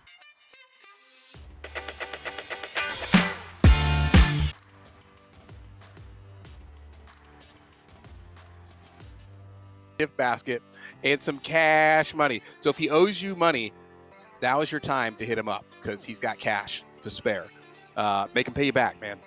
And congrats to you, Jucifer. Also, spot me a 20. I know I want to go out this weekend. Nails, both of us know very well that $20 is not going to get you anywhere this weekend. Yeah, it's like maybe half a drink. Yeah, maybe. Yeah. Half a meal, half a drink. Mostly just water, a lot of water. But even then, I mean, it won't even get you a bottle of water, many bottles of water much these days. But coming back into this game, Jucifer's millions aside, the Scranton Royals right now obviously been dominating this entire game. DeWup doing some AAA out there, Cool Whip putting them down as well. And as they have in the entire second half of the season, Scranton Royals Best Friend League has been crushing it. The chemistry on that team has been amazing. And it is no different tonight as they're up by a substantial amount with 32 points right now in this game. And coming back into the third quarter. Sorry, go ahead. They are up. It does look like Cool Whip's stat line is a little messed up on the stream there, but she does have 8 points up on the board. Up with 14, Mistake with 10, Babs with 2. But a fantastic job from the entire side of the Scranton Royals. St. Charles Lions starting to find themselves on the board there in that second quarter. Able to finally get a successful push on Bubble there offensively. I suspect that coming out of this 5-minute timeout or 5-minute halftime, they've taken their time to assess what's going on in the arena and what they can do to get some more points up on the board here. We've got 2 8-minute quarters left in this game. That is half the game. And if Scranton Royals can score 34 points in half a game, I would say it is on the table here for the St. Charles Lions to do the same. That's a missed opportunity as, just kidding. That is Risen walking away with this one. First touch on the disc did go in favor of the St. Charles Lions. Risen chasing this one down with Duop on their tail. Duop not able to get there, sends a pass up to David. David looking for the pass, does not meet its intended target, but almost makes its way into the goal. However, goalie is there. Wiggles picks this one up, looks for a clear out through the tube, just makes it past the hands of Babs. Risen is in the area. Risen has one behind them, able to get around the defender, sends a pass across the arena to Wombo Combo. Wombo Combo mishandling the disc, does lose it momentarily, but able to get a quick back pass over to Wiggles. Wiggles on the floor now, looking for her options. Has a defender in front of her, but gets the pass off to Wombo Combo. Wombo Combo getting stunned out, but Risen able to recover the disc there. Looking for the bounce pass, but just off the mark. And that's Cool Whip, who picks this one up and turns it around for the side of the Scranton Royals. Clears it all the way out into the bubble. Picked up by Whoop. Looking for a little dance there before putting it in the goal for 2 points. Is that a Ferris wheel? I think that was a Ferris wheel. I don't know, but I heard this. I was just gonna say, I heard this rumor that you're somehow afraid of them. You do know you jump out of planes, right? Yeah, but they're the devil's pinwheel, and I'm not doing it. Not doing it. The Ferris devil's wheels. pinwheel. Yeah. I've legitimately never heard that phrase. Did you make that up yourself? I did. I had a bad experience. You had a bad experience? Yeah, the Ferris wheel. Oh my, wow. Yeah, I would love to hear that story at some point in time. I'm very interested. If you come to land, you'll hear all about it. I will absolutely be there. Yeah, right now there's a giant push to get me on the Ferris wheel. That's cool. Like everybody's like, oh, sweet, let's torture nails. Let's get everybody together and then just torture nails and make them go on this Ferris wheel. Listen, Nails, the only thing to fear is fear itself. I don't remember who said that, but it's a quote from someone, so trademark someone. The only thing what they meant to say was the only thing to fear is Ferris wheels. With another 2-pointer dump in. It got mistranslated because fear and Ferris wheel start with the same letter, so it was really Got weird. it. Yeah. Actually, first 2 letters. So Yeah. For sure. But Cool Whip with a really nice underhand shot there, setting that one in for 2 points with the disc. Now is the St. Charles Lions. It's Wombo Combo who picks this one up, sends it over to Crispy in the tunnel. Crispy looking for a long heave into the bubble, but stopped by Babs on the back line here. The clear into the bubble is good, but Wombo Combo turns this one around in favor of the Lions into the hands of Crispy. Crispy looking for the clear. Ooh, bounces off the tube, and Crispy gets stunned out there. It's Duup who picks this one up, looks for a long shot, but off the nest block, picked up now by David. David, ooh, looking for the clear, but Duup was in that lane, and that is 3 points over to the Scranton Royals. Oh, and Duup again hammering it home from a 3, and just not letting the St. Charles Lions make any headway across the arena, just breaking up every long distance play as they're trying to get the pass out there, or the pass is just not connecting. They just are not on a rhythm tonight. Again, a scuffed clear there from the QB and the rollout. Big pickup from Duup, first one to get there, finds an empty goal. It's going to bring it in and opts to pass it to Cool Whip. Gives Cool Whip the points. What a gentleman. Gives Cool Whip the points, gets himself an assist, and buys a little more time off the clock there. We've got 4 minutes left in this third quarter. And it's a long third quarter right now for the St. Charles Lions. They got one more quarter left here. It's still plenty of time for them to kind of get a rhythm established here and try to return the favor here of the scoring that the Scranton Royals have just really been putting their backs up against the wall with this entire game here. Working their way into the bubble here. Good send across as Risen tries to get in there and again gets jumped by 2 defenders. Cool Whip with the brakes on that play and real punching underneath the bubble as it sends a long clear. Queen? Ooh. Cool Whip getting stunned out just before getting to that disc. Wiggles looking for the clear out, but takes an unfortunate bounce there. Mistake able to pick this one up, but underneath some pressure, the slap out is good as Babs picks this one up, does a little flip onto the ceiling there, sends a pass down low to Mistake. Mistake looking for the goal, but denied by the goal post, and a slap out from the St. Charles Lions. David able to pick this one up here, looks for a high bounce pass, but it is a slow one, and a stack from the side of the Scranton Royals get there first. The attempted shot into bubble just low there and almost a self-clear. It is indeed a self-clear by accident, but Cool Whip able to get a slap off. Not good enough to maintain the possession, though, as Risen picks that one up and sends it out through the tube. Wombo Combo in the area, looking at an open goal, and 3 points over to the St. Charles Lions. And that's what they needed. That was huge for them. Wombo Combo taking his time, really dialing it in. There to take that 3 with an open goal. Still a mammoth mountain for them to climb, but a little bit more morale coming back there, proving they can put some points on the board here, especially a long distance 3. Indeed, and it is Duup with the disc now, looking for Cool Whip, but gets stunned out by the defender. Babs able to maintain the possession here, though, but still underneath some pressure by David. Gets the pass off to Duup. Duup puts that one in the goal for 2 points. Another 2 points there, and Duup doing Duup things, still up 21 points right now. Up 21 points indeed, with a minute 40 left on the clock. Disc in favor of the St. Charles Lions right now. Out from the gate, we've got Wombo Combo with it now. Gets around that defender there. Mistake was juked. Sends a pass over to Wiggles. Wiggles looking for Risen on the bow tie. Risen, gets around that stack. Does get stunned out, but Wombo Combo able to get a quick slap off. And possession now maintained by the St. Charles Lions. It is in the hands of Wiggles on the wall. She is looking for a cross pass, able to be received off of the bounce to David. David now with it, looks up high for Wombo Combo. The The goal denied, but the possession is still good. David picks that one up post for a shot, but denied by the goalie there. It is now in the hands of Babs. Babs sends this one out through the tunnel. Stacks are ready from both ends of the arena. Oh, and a little head bonkers does put the disc out of their hands momentarily, but it's Babs who gets this one back right now. Looks for the goal, but unable to find a lane, and that is Whoop who brings that one in for 2. And Babs there couldn't find the lane. Good back out there, and to dump it right back to DeWup as the entire defense collapsed and started trying to swarm Babs, and Babs was going to send it a good look there over to DeWup, who dumps it in for 2. Again, the chemistry with this team is just amazing.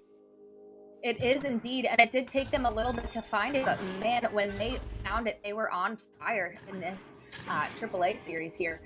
It is now Babs with it, picking it up off of a little bit of a scuffed rollout. We are seeing a lot of times, Nails, that these rollouts have a very successful first 2 to 3 passes. Then they have no options from that point on, and a lot of times they're just looking for the clear into the bubble, but there's defenders there, and there's defenders returning home.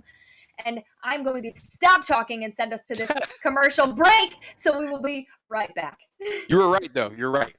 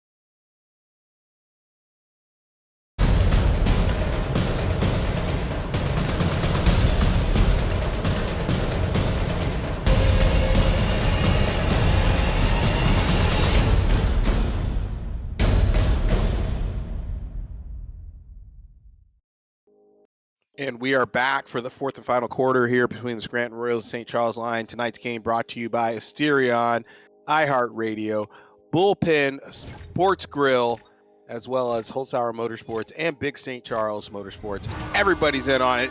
On Nepa, get some as we start the 4th quarter. Queen, over to you.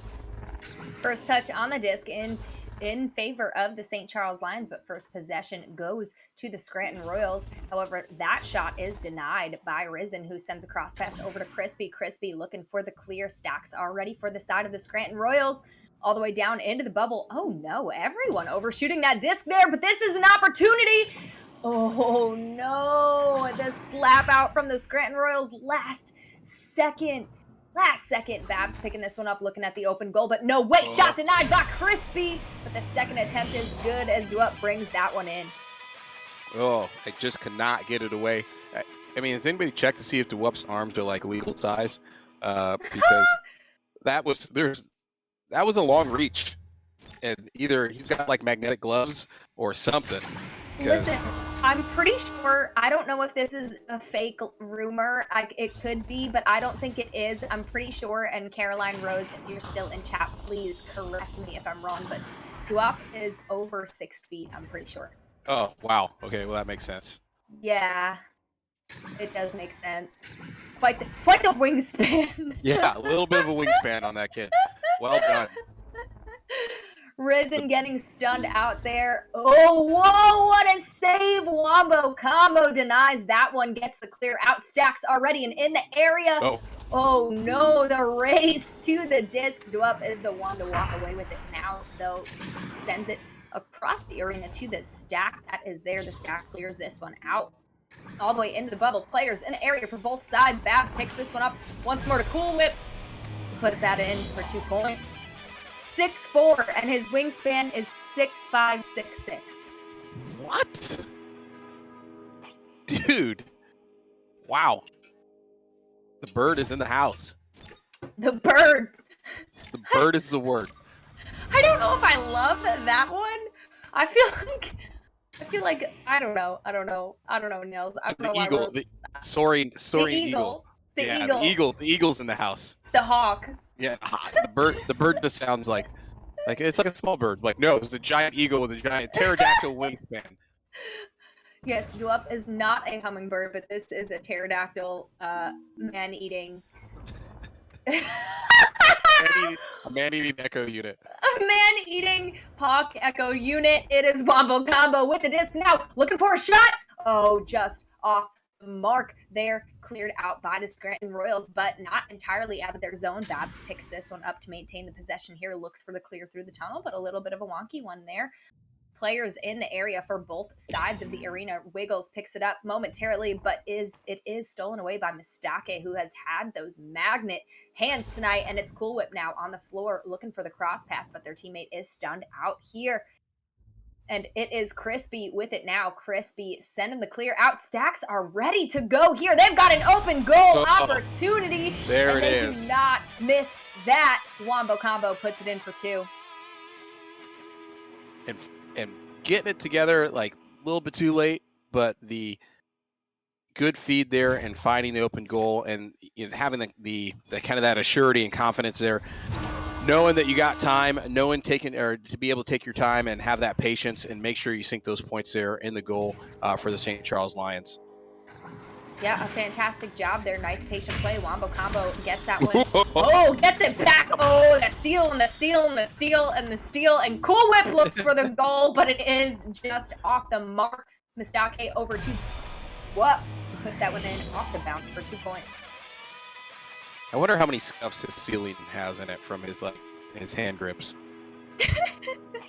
I would imagine with having a kid who is 6'4", that you've probably got some pretty tall ceilings. Pretty tall ceilings. I would hope so. Yeah, you gotta have some vaulted ceilings, like pads on them. You can't jump though. Not allowed to jump. Pads on the ceiling. Yeah, so you can protect your knuckles. Oh my goodness. Ask Zach W about his broken light, or I think it's broken light in his house on his fan. Oh, I get it. I've punched my light fixture out of my ceiling. That is Cool Whip who puts that one in for 2, but I have punched my kitchen light fixture out from the ceiling, like hanging by its wires. See, it's dangerous. It is dangerous. Nowhere is safe from Echo. Nowhere is safe from the glowy fists of doom, indeed. Yeah, I've definitely punched my storm window a couple times. That went well for my hand. I'm sure. Ask Brutus, dude. He broke a glass table in his living room I think it was the first week he learned how to play Echo. Yeah. A casualty first week, man. I believe that my first week I broke a mug, punched the light fixture out of the ceiling, and there was something else. I can't remember what I did, but it was pretty dramatic. Should sell Echo insurance. We should sell Echo insurance. Boom. I don't sell Echo insurance, for the record. That's not any type of insurance I currently sell. But Cool Whip steals this one back for the side of the Scranton Royals. Cool Whip with it now, looks for the high pass, but denied there by the defense. Crispy getting a hand on it. Looks to get the clear out, but just off the mark now in the hands of Mistake. Mistake with it on the wedge here, trying to get around that defender, does so, finds the lane over to Dwup. Dwup looking once more to Babs underneath the goal. Babs looking for the cut to Cool Whip, but just off the mark. They did not like what they saw there. The clear is stuck in the mid. Risen getting a hand on it briefly before getting stunned out. Dwup walks away with the possession on this one. Oh no, a little too much play. Nice. You cannot play with your food, sir. Mistake picks that one up and sinks a long 3 from the ceiling. Good pickup there by Mistake. I mean, good breakup from the St. Charles Lions, but just couldn't get a hand back on it. And I don't know who was that. Was that Crispy? I don't know if he knew that he had knocked it loose or not, but because it was just kind of free floating and he had a direct line to it. But then by the time he got there, Mistake had already Dwup had already slapped it over to Mistake. You know how many times my cranium has made a great defensive play that I had no idea about? Too many.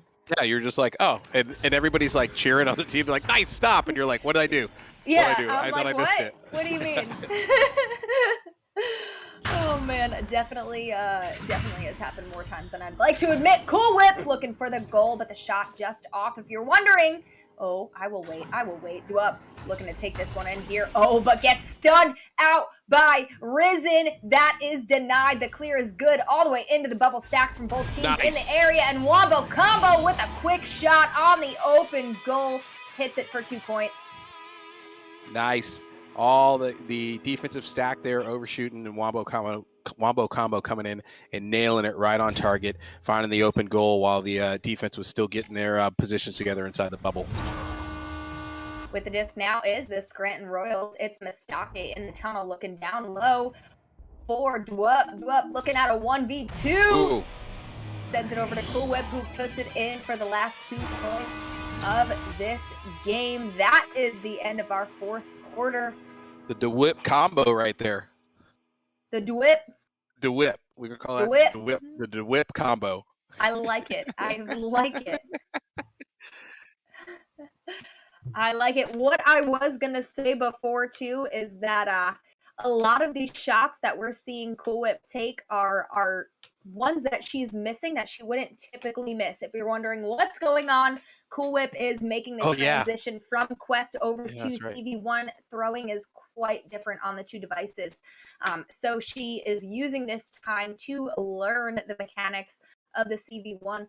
So if you are wondering what was up because she didn't do what you would normally see her do, especially scoring-wise, that is the case. She is learning, but still doing a fantastic job at that with 18 points on the board. Yeah, 3 assists and 30 stuns. I mean, she's picking it up pretty quick, I would say. I would think so too. It's just those few long threes, and I'm sure it will only be a matter of days before she gets that dialed in. Yeah, I mean, at this point, I'd still be sacrificing furniture to the Echo Gods if I had swapped over to CV1. So I would say, arguably, she's doing great work. So awesome work, Cool Whip, as well. I just forget she mentioned that. It's like, don't call us out. And before we get to the interviews for tonight, for this second game, I mean, any question, Dwup. Like, in my mind, Dwup was crushing it the entire night. I think he ended up having 27 points, I want to say. Yeah. 27 points, 4 assists, 2 steals, 27 stuns.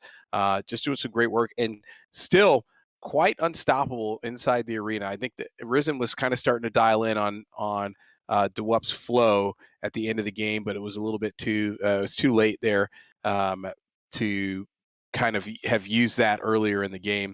But starting to figure out how to slow him down. I think we're going to see, like Demi was talking about, we're starting to see a lot more of that like ballet meta, if you will, coming into the Echo Arena, but you got to learn how to stop it, right? I mean, it's totally valid in the game, and it is a good tactic because it is hard to stop.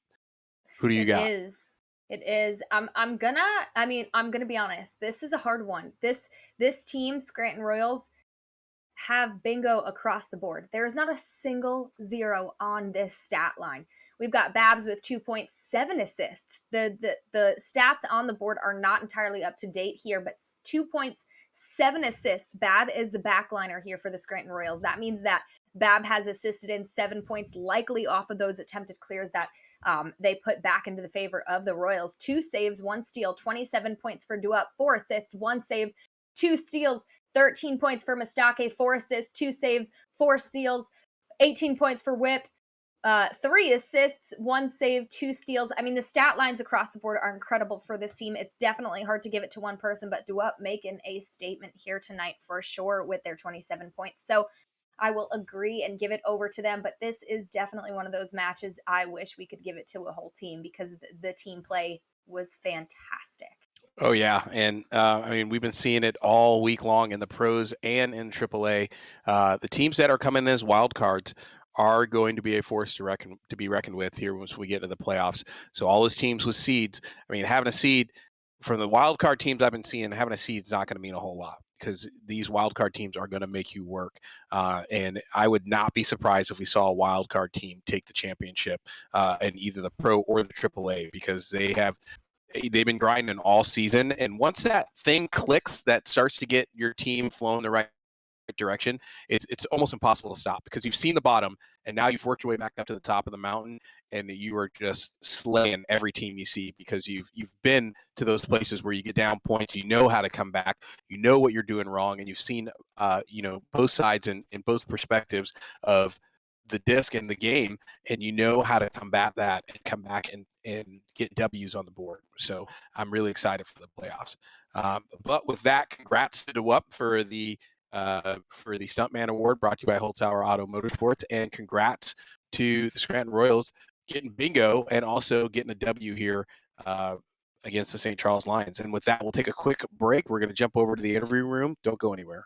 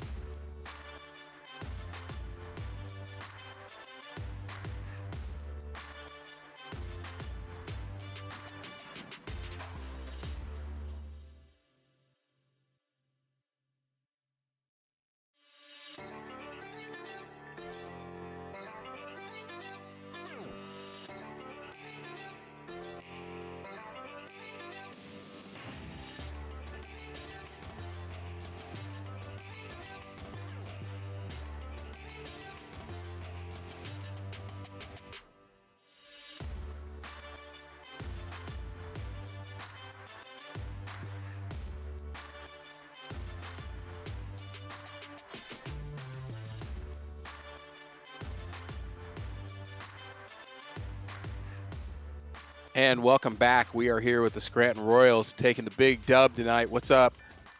What up? Congrats. Great game, guys. Really nailing it. I think what we keep talking about every time we see you guys play is the chemistry that your guys' team has. You guys talk a little bit about how you guys all know each other and how that chemistry really started to form about halfway through the season. You guys started just truck rolling teams. Yeah, I mean, just our friendship worked. Yeah. So 3 of us are on a team, which we have a lot of chemistry already. And then there's Cool Whip that's our center of Pillar of positivity. Yes, exactly. She has the most energy, and that's what brings us together mostly. And then there's Psycho. That and a soundboard. Yes. A soundboard of music. Yeah, I heard you guys play music during your scrims or always. During the game. Nice. Nothing like playing Echo to a soundtrack. For sure. You guys really have come a long way here during the season, and I know everybody is talking about how exciting it has been to watch you guys play. What are you guys looking forward to most during the playoffs? I'm looking forward to doing it with these cats plus Psy. Like you said, it took us a long while. It took us half the season to get this roster, and it's been super great. Building the chem that I have with these boys and Psy, and it may be late, but it's never never. And I believe we're coming back with a vengeance in postseason. Oh yeah, we are looking. There's some wild card teams in the hunt right now for the championship on the pro and AAA sides of NEPA, and we are really excited to see it. But speaking of cool, yeah, what up? Yeah, you got that CV1. How that working out? I mean, you asked my teammates. All my homies. No complaints. Everybody. Aside from the microphone, this one's better though. I fixed the microphone. I got an external mic now. Ernest is carrying on. It's been a challenge. I'm not gonna lie. It's definitely been the hardest transition.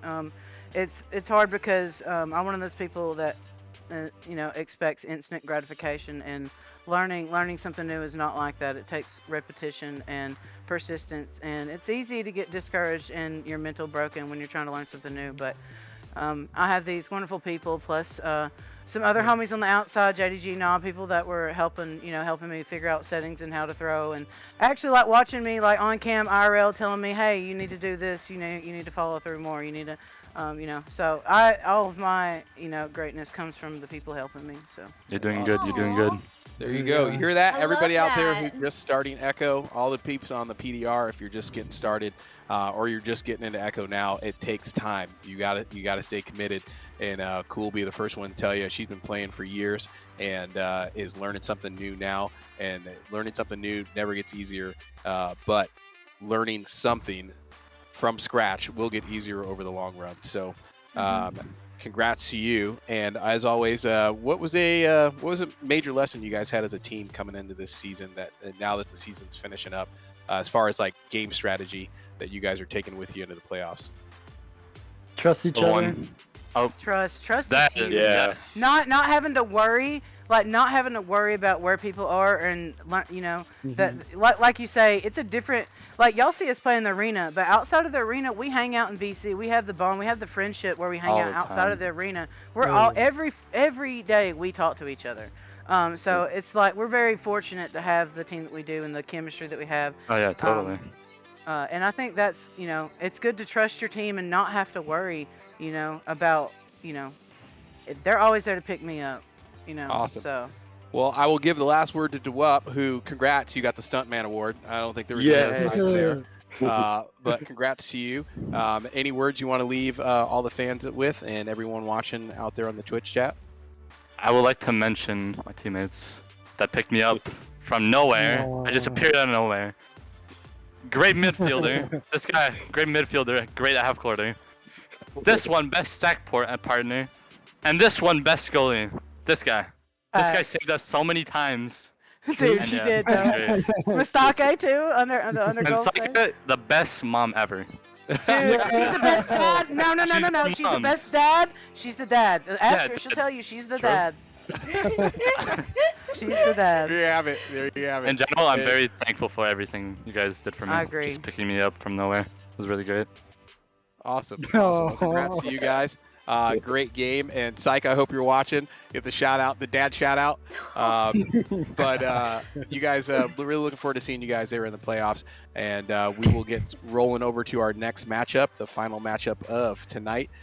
We've got JCJ versus Queen. Help me out here. Oh, I got it. JCJ versus the Aspen Sparrows coming in tonight. That'll be our last match for the night. Thank you to the Scranton Royals. Great game tonight, guys. We're going to take a quick break, and we'll be back with our last match of the night. Don't go anywhere. Amazing. Thank you very much. See you See you on guys. the postseason.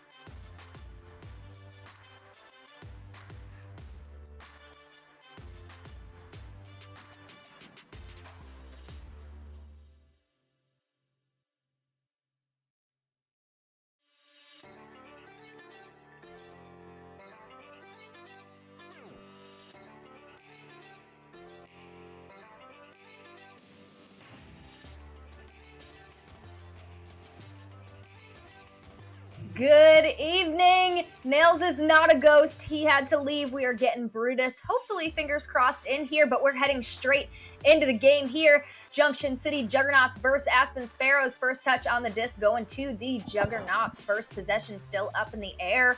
Aspen Sparrows able to get a quick hand on it, but not enough to maintain possession here. Juggernauts with it momentarily, but do lose the disc there. Able to recover it now is Empty on the far side. Empty looking for the clear, gets it up to Phenom. Phenom sorry. Just had a hiccup. Phenom looking at an open goal, sends that one in from 21 meters out for the first 3 points of the game. And a little bit of some chaotic play coming in from both ends of the arena, but a nice quick play from the Juggernauts, able to get some points on the board with the disc now is the Aspen Sparrows. Ooh, and it's Original who gets stunned out by Suprum, who sends that in for the second long three for the side of the Junction City Juggernauts. Fantastic play there and defensive rollout from the side of Junction City Juggernauts. Original trying to duke around that defender, but is unable to do so. Here is a second opportunity here for the Sparrows to put the arena into their control. No way. Original not able to get away from that one again as Suprum stuns them out and gets the open three opportunity again. And just like that, they're up by 9 points. This defensive rollout is working for them. The question is, how can the Aspen Sparrows adjust here so that they can get a first pass off? The disc now is Original again. Original opting to stay on Nest and then send a quick pass over to Jake E. Jake E looking for B-Love in the tunnel. B-Love able to receive that off the bounce, but underneath some pressure by UG. Crosses over to Jake E. Jake E looking at a 2v1, but denied by Phenom. And what a save, sends it up to Suprum. Suprum getting the clear all the way into the bubble. We've got stacks coming in from both teams here. The slap out from the Aspen Sparrows is good, but not enough to force a turnover. Faye picks this up quickly, sends it over to Empty. Empty looking for the pass back to Faye, but just off the mark. Picked up now by Jake E. Jake E looking for the clear, gets caught in the top trap area, but Jake E able to recover it again for their team and sends a clear out. However, Suprum in the area read that one beautifully. Suprum sending pass over to Phenom in the tunnel. Phenom looking for the clear into the bubble, and it is Empty who picks that one up and puts it in for another 3 points. Queen, I am here to tell you that I was just down 12-0 to meta, and I somehow fought back. So I feel like Aspen should grasp onto that. Like, you can go up against a deficit like this and overcome.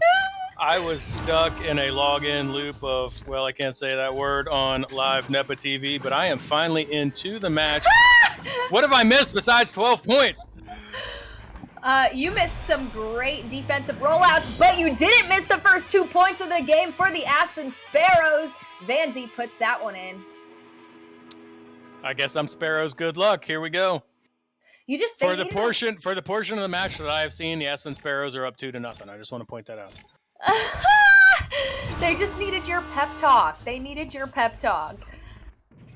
Phenom with the disc now looks for a long heave into the Sparrow zone, but Original has that one. Red sends the clear up. B-Love getting away from that defender, but not enough to maintain the possession. However, that is as Original picks that one up from the hands of Phenom. Looks for the cross pass, but Suprum has that one. Red and turns this one around into the hands of the Juggernauts.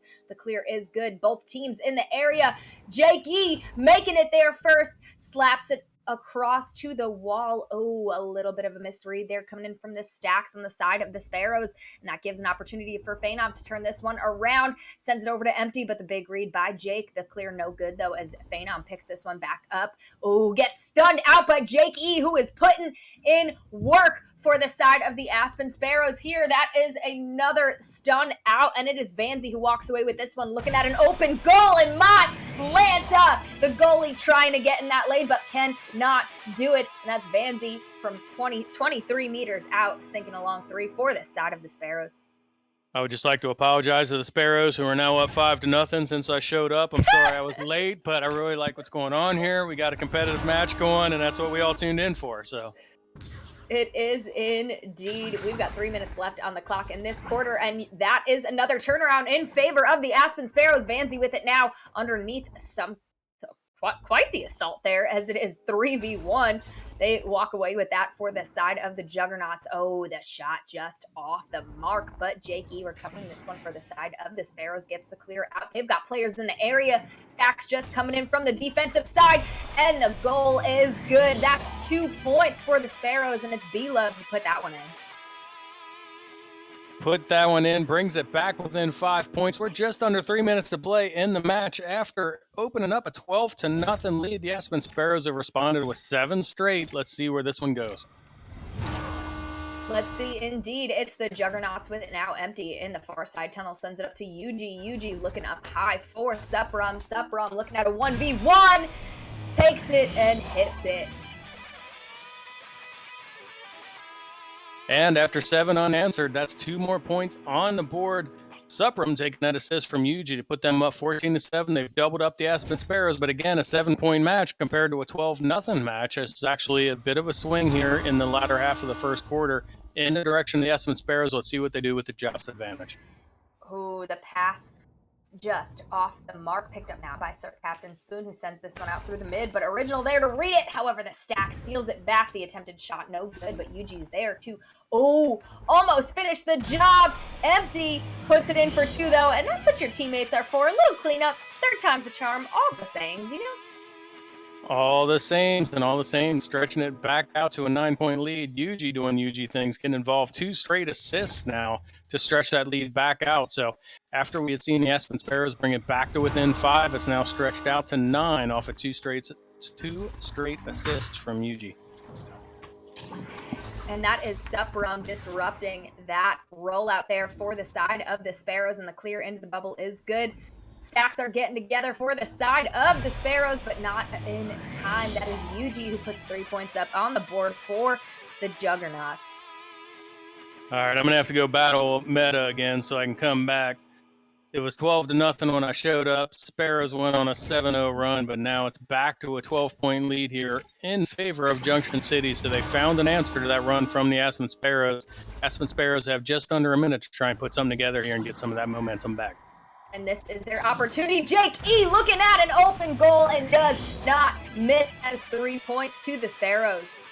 And nothing says momentum recapture like a nice 3-pointer. Jake E putting that one in from 24 meters out. Really nice answer there. Brings it back to within a 3-score game. Back to within a 3-score game indeed, and we've still got 25 seconds left on the clock. They can disrupt this rollout here if they go fast enough. It's Suprum with it in the near side too, sends it up to Yuji on the wall. Yuji looking across for Phenom on the back line. Phenom sending it up to Empty on the far side. Empty crossing over to Yuji, who puts that one in the bottom pocket with a slam dunk for 2.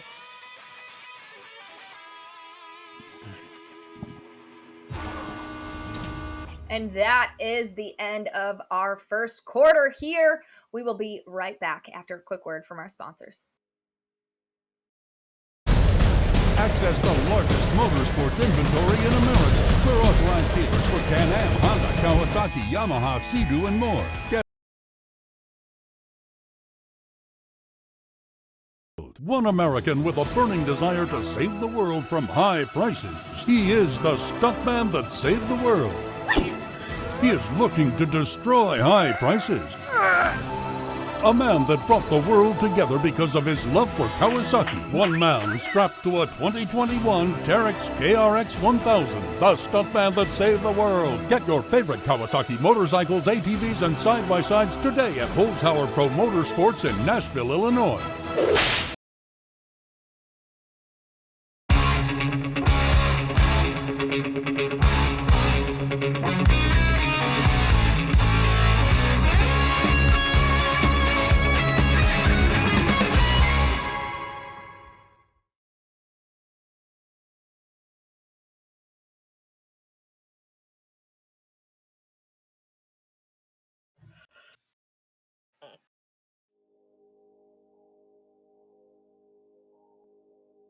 We are heading into our second quarter here. 8 minutes on the clock. 21-10 in favor of the Junction City Juggernauts, but the Aspen Sparrows finding their footing there later in the first quarter. First touch on the disc going to the Sparrows. No way. Oh, and the first possession, but the shot just off the mark. Picked up now by Empty for the side of the Juggernauts, who cleared this one out through the near side tube all the way down into the bubble. And the Stacks for the side of the Aspen Sparrows are there. Thunderfoot active in the arena. Welcome, Thunderfoot.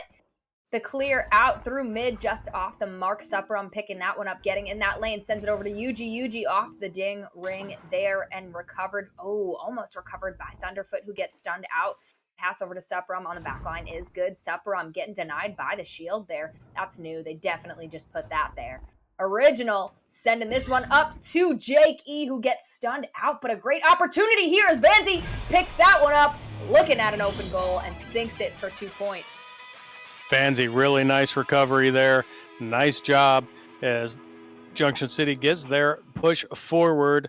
Vanzi gets a hand on this, sends that one back in, brings us back within 9 points. Just a 3-score game. A minute in here to the second quarter.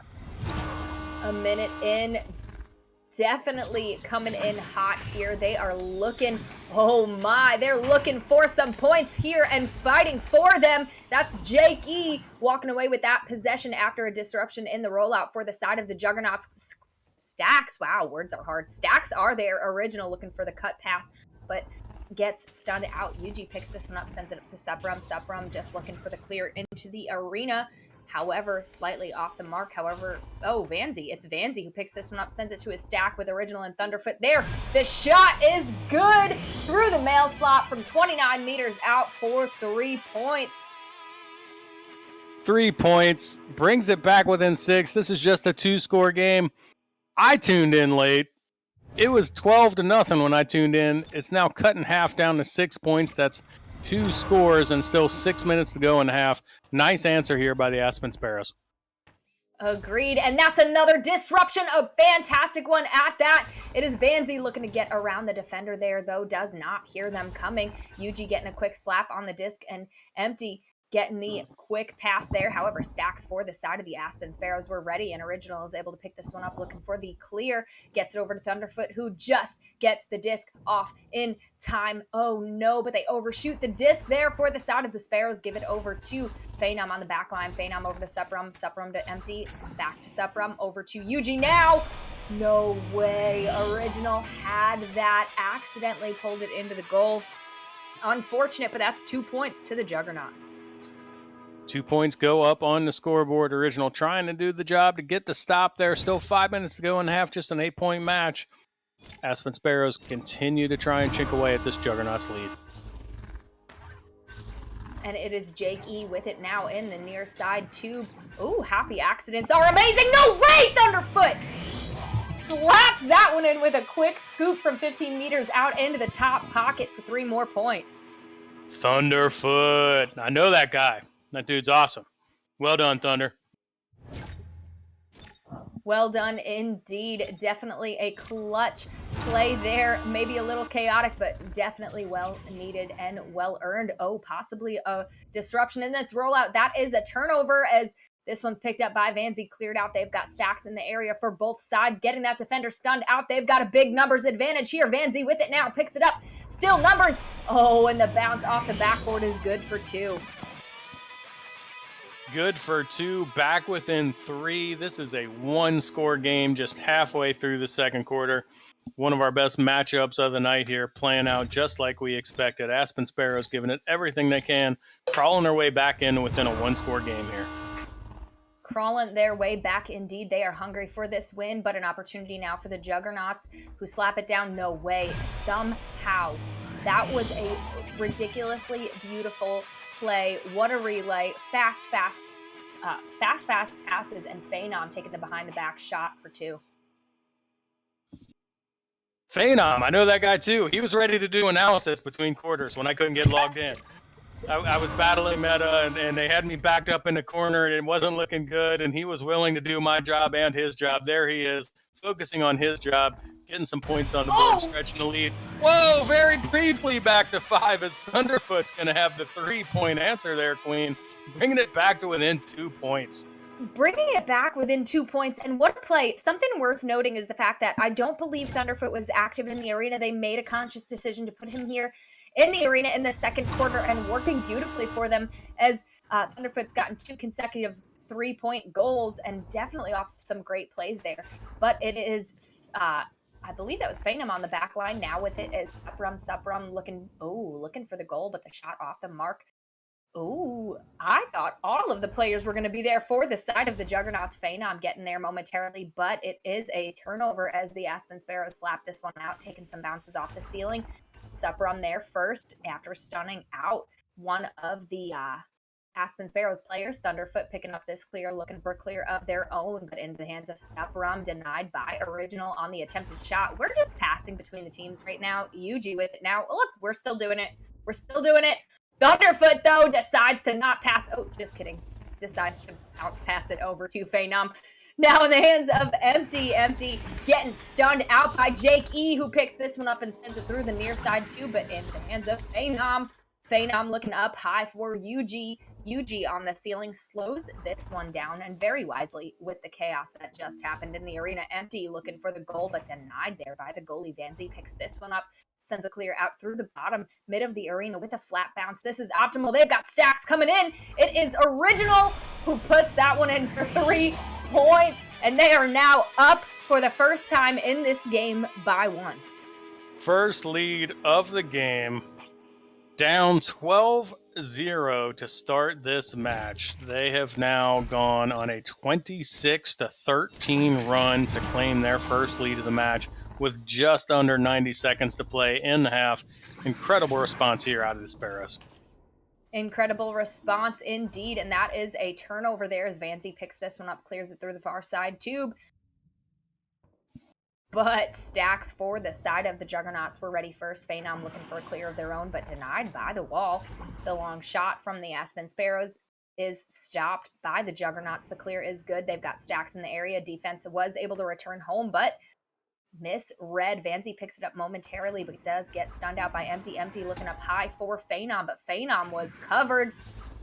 The Aspen Sparrows had that one read. The pass over to Jake E is good, and Jake E yeets that all the way down into the bubble, taking some bounces there. No way! Stacks come in, and Vanzi with another open 3 there for the side of the Sparrows.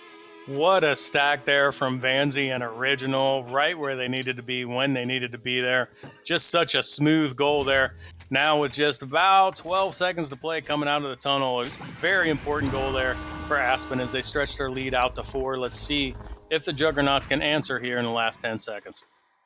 Stacks getting that back liner stunned out, and we're able to stay together. It is Suprum with it now, and the stop by Original is good. The attempted pull in just not in time. We will be right back after a quick word from our sponsors.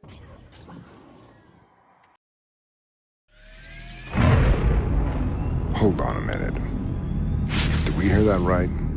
Dodge is making an electric car? We're talking hypothetical, right? Surely you jest. Dodge? You mean the people who devised the legendary 426 Hemi and sunk it into a sublime missile? You mean the Dodge that created the Hellcat Red Eye and the most powerful muscle car in the world? Makers of the 840 horsepower wheel-standing Demon? Why on God's green earth would Dodge ever build an electric car? Anybody? Any thoughts out there? Hello?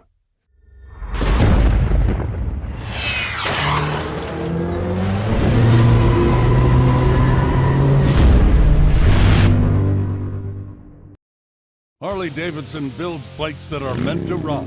There are vehicles your parents would recommend you drive. Then there are the motorcycles your crazy uncle who gave you fireworks for your birthday tells you to ride. You wouldn't want to let your uncle down, would you? If your need is speed, chrome, and custom paint, check out all of the new and pre-owned bikes at Greenmount Road Harley-Davidson in O'Fallon, Illinois. Don't let your uncle down. Get to Greenmount.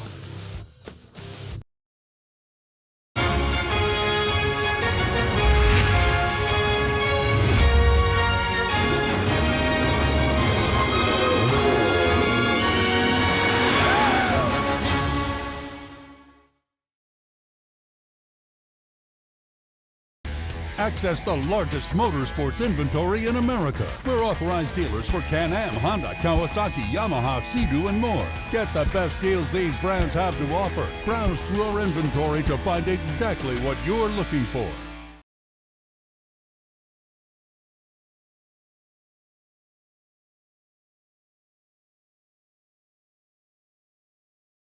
Stuntman that saved the world. A man that brought the world together because of his love for Honda. One man with 4 wheels strapped to a parallel twin engine. The stuntman that saved the world. Get your favorite Honda motorcycles, ATVs, and side-by-sides today at Holzhauer Pro Motorsports in Nashville, Illinois.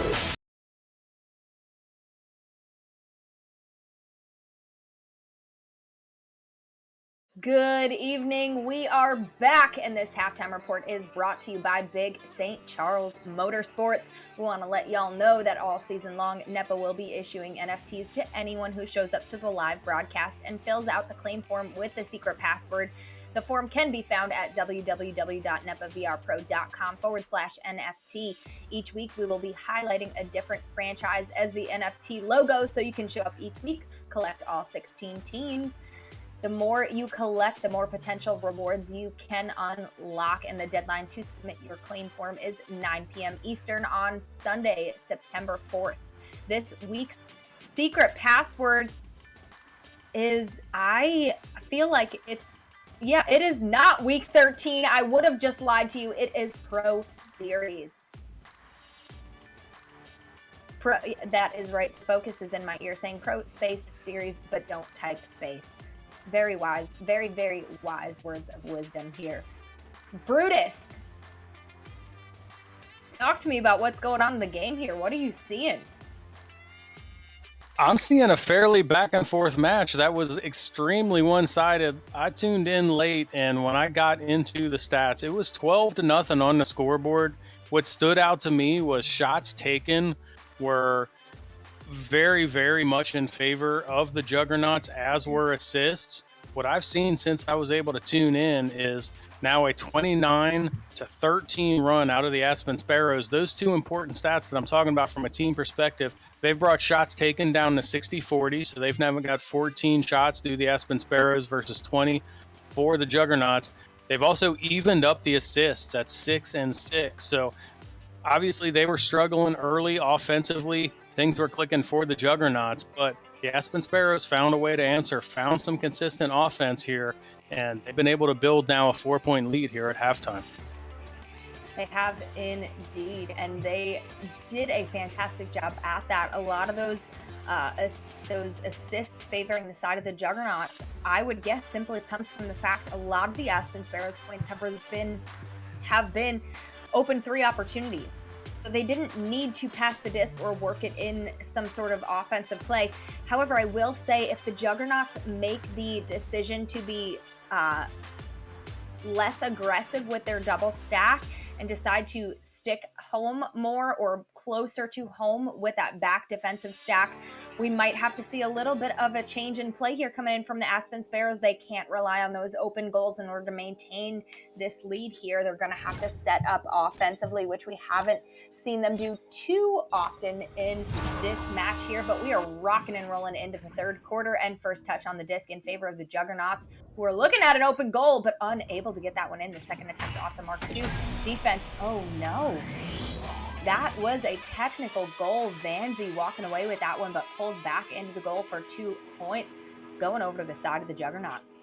Yeah, they bring it back to within 2. Going back to your previous point, though, you talked about those open threes. Thunderfoot on the receiving end of 2 open three-pointers. 6 points in that first half, as you mentioned, not in the arena early, but B-Love electing to bring Thunderfoot in later. He did find some open goal opportunities, and when you have those shots, you've got to be able to make them. Thunderfoot did have a hot hand there at the end of the first half, so let's see if they continue with that kind of a strategy. It did seem to build them some momentum. It did indeed. The slap out was good here, but Thunderfoot picks it up momentarily. Seprum able to get the stun off and picks up the disc, quickly clears it out. We've got Stacks coming in. Oh, for the side of the Juggernauts, but the shot off the post there from the bounce. The second shot still no good as they scramble to maintain this possession here. It's now in the hands of Suprum. Suprum crossing over to Empty, who puts that one casually in for 2 points to tie this one back up. Don't look now. We're just over a minute into the second half. We have got a tied match. This one was strongly in the Juggernaut's favor. The Aspen Sparrows built up that halftime lead. We are now tied back up. Queen in the first half, we saw a very effective stack with Vanzi and Original setting up scoring opportunities. Here they're going to have a turnover in the midfield, though, which is going to lead to the bounce 3 going in for Empty. And it's going to be the Juggernauts back up by 3. Juggernauts back up by 3, but disc in the hands of the Aspen Sparrows now. And if they can find that lane without coverage, that is what they're looking for. It took them a few tries in the first quarter to do so, but they're being read now. However, they get that one off as Jakey picks that one up in the near side. Tube sends to Vanzi. Vanzi down low to Thunderfoot. Thunderfoot underneath. Assault by all 4 players of the Juggernauts. Pick that one up and clear that one out. They've got stacks in the area, but they overshoot it momentarily. Suprum picking that one up and still looking at an open goal. Puts it in through the mail sock for 3. Yeah, an interesting rollout here. It looks like the Sparrows are going with Original at the quarterback position. Again, I look to that second quarter where the Vanzi Original stack was so effective offensively. If you're going to have Original run that quarterback play, you're breaking up that stack. So where do they look for offense without those 2 pushing forward? Thunderfoot wisely opting to back this one up. Almost got stunned out again. Sends it over to Jakey. Jakey on the floor now looking to push Fringe Bubble underneath. Pressure by 3 defenders. Very interesting play there from the Juggernauts. Back to Original on the back line. Original over to Jakey. Playing a little bit of monkey in the middle. Trying to get that stack stunned out. And they've got numbers here. Oh my! The triple ding from Vanzi still makes its way in the goal for 2 points. So many dings. It seems like it should count for more. But, yeah, you're going to get 2 points out of that one. Brings it back to within 4 points. It's back to a 2-score game here. Still, we're not even halfway through the third quarter. King asking, what state is JC in? Well, that's a fantastic question that I cannot answer for you. But I can answer to you that Vanzi puts that one in for 3 points off of the backboard from 22 meters out. Vanzi is in the state of bank right there. Finds a nice angle there off of the backboard. Sends that one in back to a 1-point game. Really nice shot there, Vanzi. Very nice indeed with disc now is the Juggernauts. Phenom sends it over to Empty on the far side. Empty over to UG. UG looking for the goal, but Original getting in that lane there. Has the disc now on the floor. Gets the clear out through mid, waiting for those stacks to get together. They do so, but a little disruption. No way. Suprum. What? That wasn't Suprum didn't even turn around to see if that worked out. Suprum was like, nah, I got this. Behind the back. I'm not even going to look back. For 3 points, nonetheless. With style. Well played. Hats off to you, good sir. Well played indeed. Original with it now, sending a quick pass over to Jake E, but it's into the hands of UG. UG looking for a clear out and a send into Bubble, but takes some funky bounces there. Thunderfoot able to get a quick slap on it into the hands of Original. Original now with it has a defender hiding from them. The clear just off the mark, but Jakey able to pick it up momentarily. However, now in the hands of Suprum, turning this one around for the side of the Juggernauts. UG picks it up, does a little flip on the ceiling. UG sends this one back to Spoon. Spoon looking for a pass there, but denied by Thunderfoot, who clears this one out all the way into the Juggernaut zone. No way! Vanzi looking at an open 3 just off the post. Thunderfoot able to recover this one here, though. Sends to Vanzi once more, and that one's good for 2 points. 2 more points. Vanzi leading all scorers with 19 points. Thunderfoot getting that one cleared out. Vanzi able to collect and put that one back in for another 2. They bring it back to within 2 points with 2.5 minutes to play here in the third. Disc now in the hands of the Juggernauts. It's Phenom with it, who sends it over to Empty in the far side. Empty looking for Suprum, but denied by Original. Original sends it up to Thunderfoot. Thunderfoot looking at an open goal! Oh, just wide there. That's unfortunate, but possession is maintained by Original, who sends it back up to Thunderfoot. Thunderfoot looking for a second shot, just off the post again, but Jakey brings that one in for 2 points to tie this one back up in the third quarter with 1 minute and 56 seconds left on the clock. Love the tenacity out of the Aspen Sparrows there. 2 ding shots, one wide shot by Thunderfoot and then a second ding shot, but they continue to press with the attack. Ultimately, they walk away with the 2 points. They get this tied back up with under 2 to play in the quarter. Phenom sends it up to Suprum. Suprum looking for the cross pass, but off the mark. That's an opportunity for a turnover, but Suprum gets there. The attempted shot, no good. UG picks this one back up, though, and finishes the job for 2. We have got a close match. Both of these teams doing some really nice things on the offensive end. Race to 40, Jucifer. This one's going to be interesting because it is a very close match here with still a minute to play in the third quarter alone. Disc in favor of the Aspen Sparrows now. It's Original with it, sending a quick pass over to Jakey. Jakey looking across the arena over to Thunderfoot. Thunderfoot has 2 defenders on them. Oh, now 4 gets stunned out. Yuji getting stunned out too. Ooh, little glitching going on in the arena. That's okay though, because Sir Captain Spoon walks away with this one. Looks for a clear out through the near side too. Picked up again by Sir Captain Spoon himself. Gets stunned out while taking the shot though, so it goes slightly wide. Yuji recovering this one for the Juggernaut. Sends it up high to Suprum. Suprum looking for the goal. Vanzi bringing that one in. I think that might have been with their head, but either way, that is, oh, Vanzi. That is the second time, unfortunately, for Vanzi in this game here tonight, but 2 points again, still going over to the Juggernauts. Yeah, a couple of technicals there, though, but even with that, they're only down 4 points, and Aspen Sparrows have had some success. They've got 20 seconds here to try and come up with an answer and close this gap going into the fourth and final quarter. And it's Thunderfoot with it now. They don't have numbers any longer, but they're able to walk away with this one. Jakey looking for the goal, but just off the mark there and slapped out by the Junction City Juggernauts. And that is the end of our third quarter. We will be right back after a quick word from our sponsors. One American with a burning desire to save the world from high pressure. He is the stuntman that saved the world. A man that brought the world together because of his love for Honda. One man with 4 wheels strapped to a parallel twin engine. The stuntman that saved the world. Get your favorite Honda motorcycles, ATVs, and side-by-sides today at Holzhauer Pro Motorsports in Nashville, Illinois.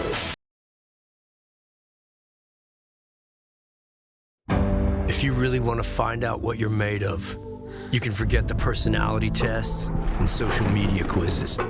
Because the only way you're ever going to know is by heading into the big, wild, raging, so damn beautiful it hurts world and finding out for yourself. Were you born to follow a path, or were you born free? These are the things we thought about when we made the new Grand Cherokee. Made for what you're made of.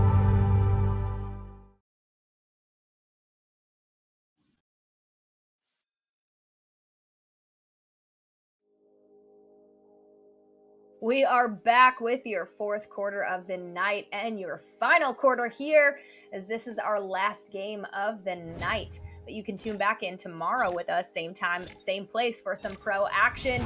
First touch on the disc here goes in favor of the Juggernauts. First possession still up in the air as it takes some wild bounces.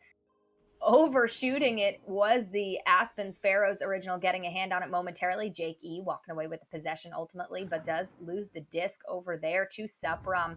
However, a quick slap from B-Love, who is now activated in the arena. B-Love taking the place of Thunderfoot, who is in last quarter.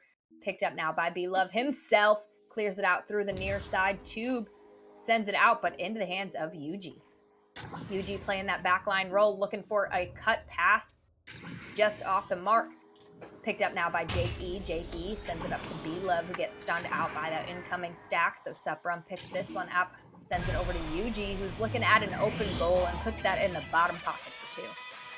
Yeah, don't look now. Juice for talking about the Juggernauts pulling away at this point. They've stretched it out to a 6-point lead. That's still only 2 scores, but if you're the Aspen Sparrows, you do not want to let this lead grow, and they've been on a bit of a drought offensively here. Let's see what they can come up with the joust advantage.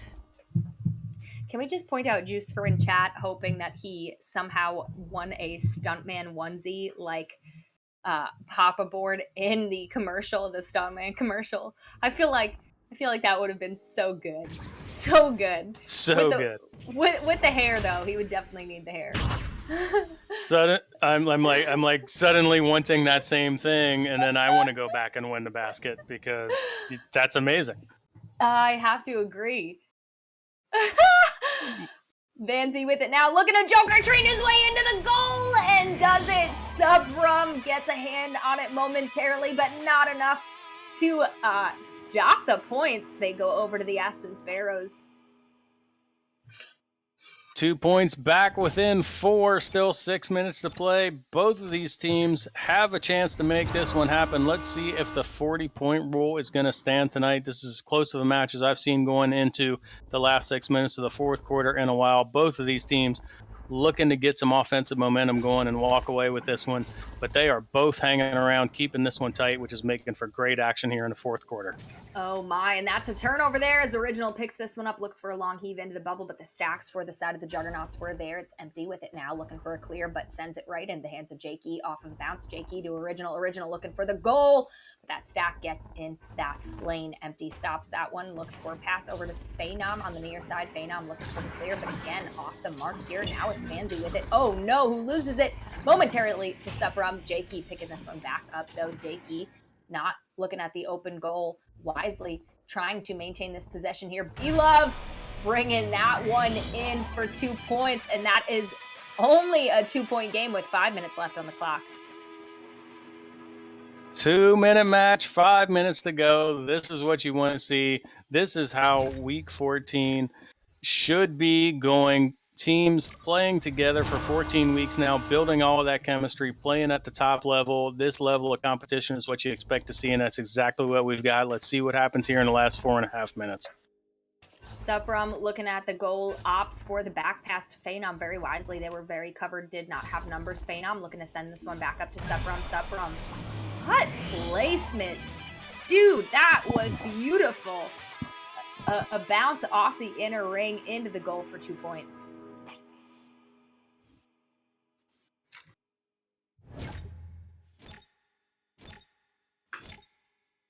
Now with the disc is the Aspen Sparrows. It is Original with it, sending it to the near side where Jake E is in the tube. Jake E has some time and space, but crosses high over to B-Love. B-Love unable to pick that one up, though. Looking for the clear was the Juggernauts, but they send it right into the hands of Original. Original looking down low for Vanzi. Vanzi looking for the bounce shot, but off the cone and goes wide.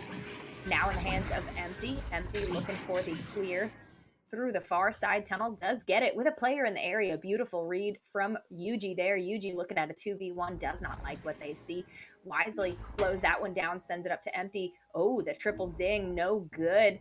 But the disc is still in the bubble. Yuji picks it up and gets stunned out, slapped out for the side of the Sparrows, but not good enough here as it's still in their zone. Vanzi picks this one up, has a defender on them, gets the clear out, but stacks already from both sides. Jakey picking this one up, but underneath some pressure from none other than Yuji himself, who gets that one cleared out. B-Love able to maintain the possession, but only momentarily as he sends it into the hands of Sir Captain Spoon. Sir Captain Spoon getting the clear out all the way into the bubble. Again, players from both sides in the area. Jakey looking for a scoop, but takes an unfortunate bounce back into the hands of Yuji, who is looking at an open goal. He doesn't miss those. That's 2 points over to the Juggernauts. Yuji doing Yuji things, putting them up back by 2 scores. Have to be 2 3-pointers to tie this one up. Not that they're in a position to do that. The Aspen Sparrows just need to build on what they had working for them at the end of the second quarter here as we get to the end of the fourth quarter. They did go on a bit of a scoring run. They need to do that again. They're going to have to bring a little bit of offensive pressure, but they can't leave the goal empty. They did there for a moment, but they do recover on defense now, and they look to set up the bubble D. Oh, a big denial coming in from Vanzi from the side, or for the side of the Sparrows. The second attempted shot is no good for the Juggernauts as that one does go wide, but into the hands of Sir Captain Spoon. Sir Captain Spoon up to Supram. Supram looking for the cross down low, but slightly off the mark. However, Yuji able to recover this one for the side of the Juggernauts on the floor, looking to back this one out and slow the play down. Still underneath some pressure, though, from B-Love. Gets around the defender, sends it up to Supram. Supram looking for Empty on the back wall. Empty's shot getting denied. However, no way! Vanzi with a huge save for the side of the Aspen Sparrows, and the clear is very good all the way down into the bubble. But Sir Captain Spoon making their way there first off of a leech. Jake E picks this one back up off the clear, sends it up to Original, looking at an open goal. And that is 3 points over to the Sparrows. 3 points brings them back to within 3. Still 90 seconds to play. Juggernauts are going to have the joust advantage, but the Aspen Sparrows are well within striking distance. Still anybody's match at this point with just over a minute to go as we come out of the tube. Anyone's match, indeed. I would love to see the first to 40 rule broken here. I haven't gotten to see it yet this season. Almost disrupted the rollout there. Phenom with it now, looking back over to Suprum in the far side tunnel. Suprum looking for an open goal, but Original getting in that lane and turning this one around. Looks for the clear out through the low mid, but Phenom is hiding there for that one. They were ready for that. Empty receives the pass from Phenom and sinks it for 3 points. I don't know if that would be the ice, but I feel like it would be. Yep, I'm not going to do math in public, but a really nice interception there. It looked like the Aspen Sparrows had an opportunity to get that one cleared out, but you're right. Phenom lurking there in the trench on the far side of the midfield there, gets that interception, sends it up for the easy 3-pointer on the open net. Oh my.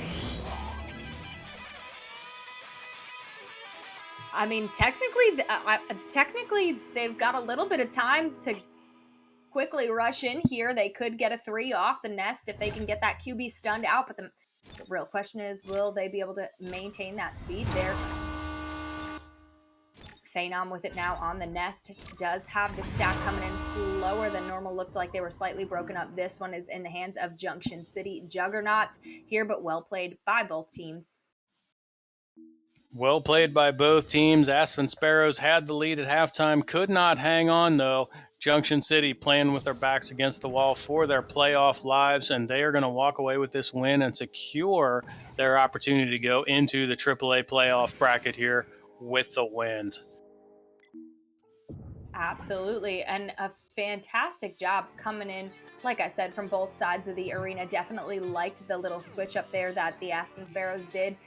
Rotating out some players. I don't know what their strategy was, or if that was intentional, or if it was just by need, but it definitely worked in their favor here tonight, helped them get on the run that they needed to bring themselves back and keep this within a close game. But I believe we have interviews, right, to focus? Are we going to do interviews this game?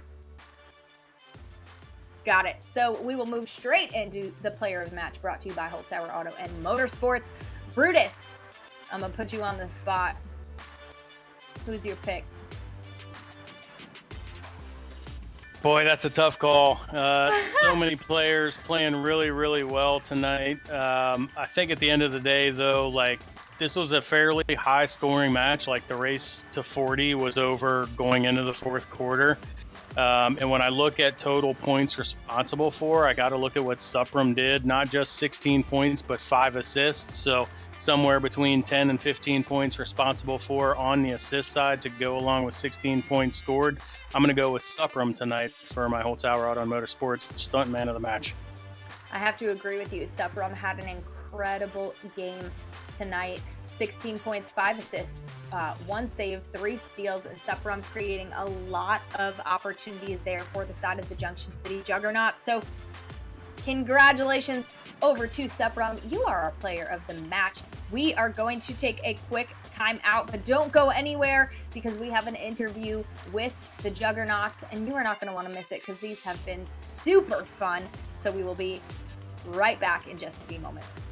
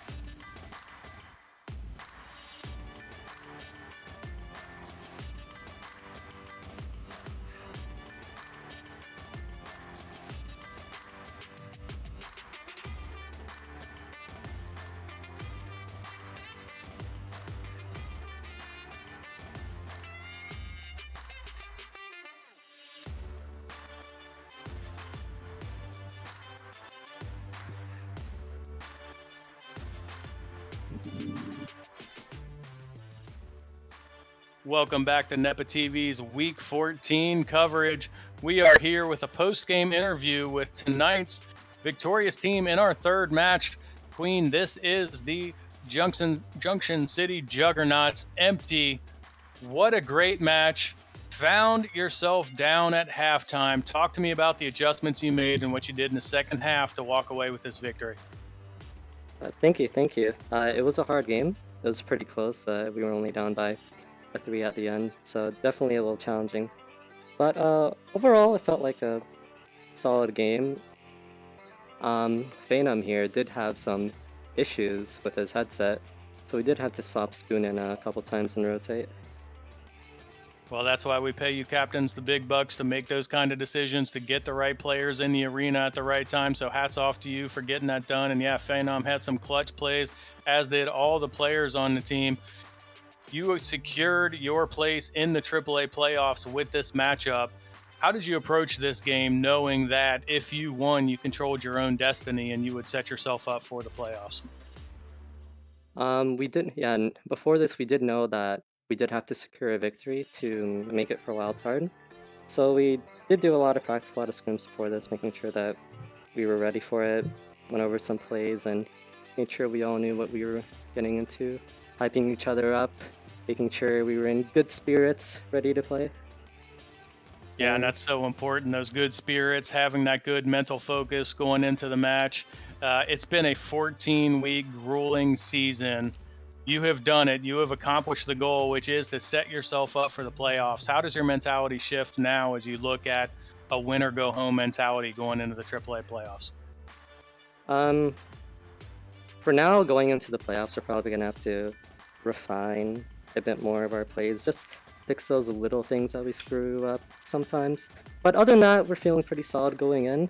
Gonna play well, have some fun, and hopefully take home the prize. Yeah, for sure. And if tonight's performance is any indication, you are not going to be a team that anyone wants to face going into the playoffs. So hats off to you. Hats off to the team. Congrats to Supram, who walked away with the Holzhauer Auto and Motorsports Player of the Match Award. He's got a Stuntman trophy tonight. So We have to join him now. Yeah. He's this. We have to join him. Yeah. Everyone. Yeah. Now you're in the middle. You didn't have Be to. intimidating. Don't worry, we're just gonna bring the camera over to Supram here. Yeah, this is how we do. So Empty, tell me about Supram. He got the Stuntman trophy. How'd you feel about his play tonight? Oh, Supram was absolutely phenomenal. Every time we needed a pass, needed to do something, Supram was always there to recover, always there to make the plays work and secure the victory. Yes, indeed. And what Queen and I noticed was not only was Supram getting in on the scoring, but with the assists, 5 assists in the match tonight to go along with leading all scorers. So really getting involved in your offensive game plan. And so hats off to you as the captain to get your players in position to make plays, which you did all night long, which is why you walk away with this 51-48 victory. Congrats to you and to all of the Juggernauts. Good luck to you as we go into the playoffs. Congrats on securing the victory that you had to have to guarantee that spot. So super good stuff, and congrats again to you. I just have to make a quick shout out to our unofficial 6th player, Yuji Mom. She's been our emotional support player the entire season, screaming at us via Yuji's headset. So thank you, Yuji Mom. You're the real inspiration of this team.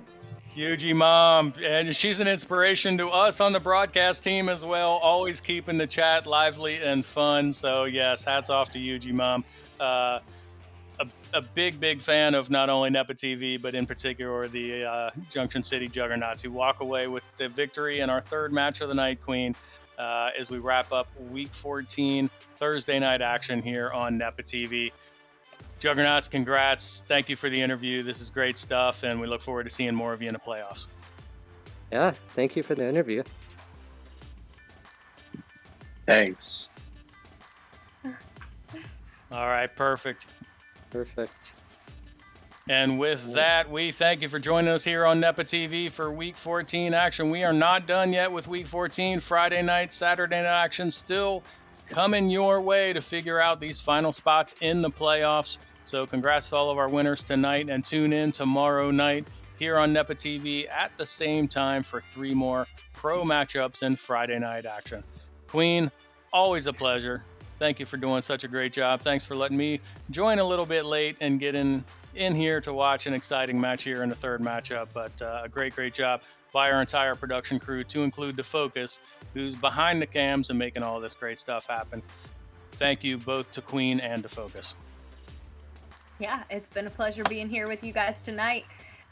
Always love casting with you guys in the booth. Oh, I don't know who that was, but that was someone. That was my mom. Was that you, G-Mom? Oh my god, they're getting excited. Yuji Mom made it onto the cast! Yuji Mom!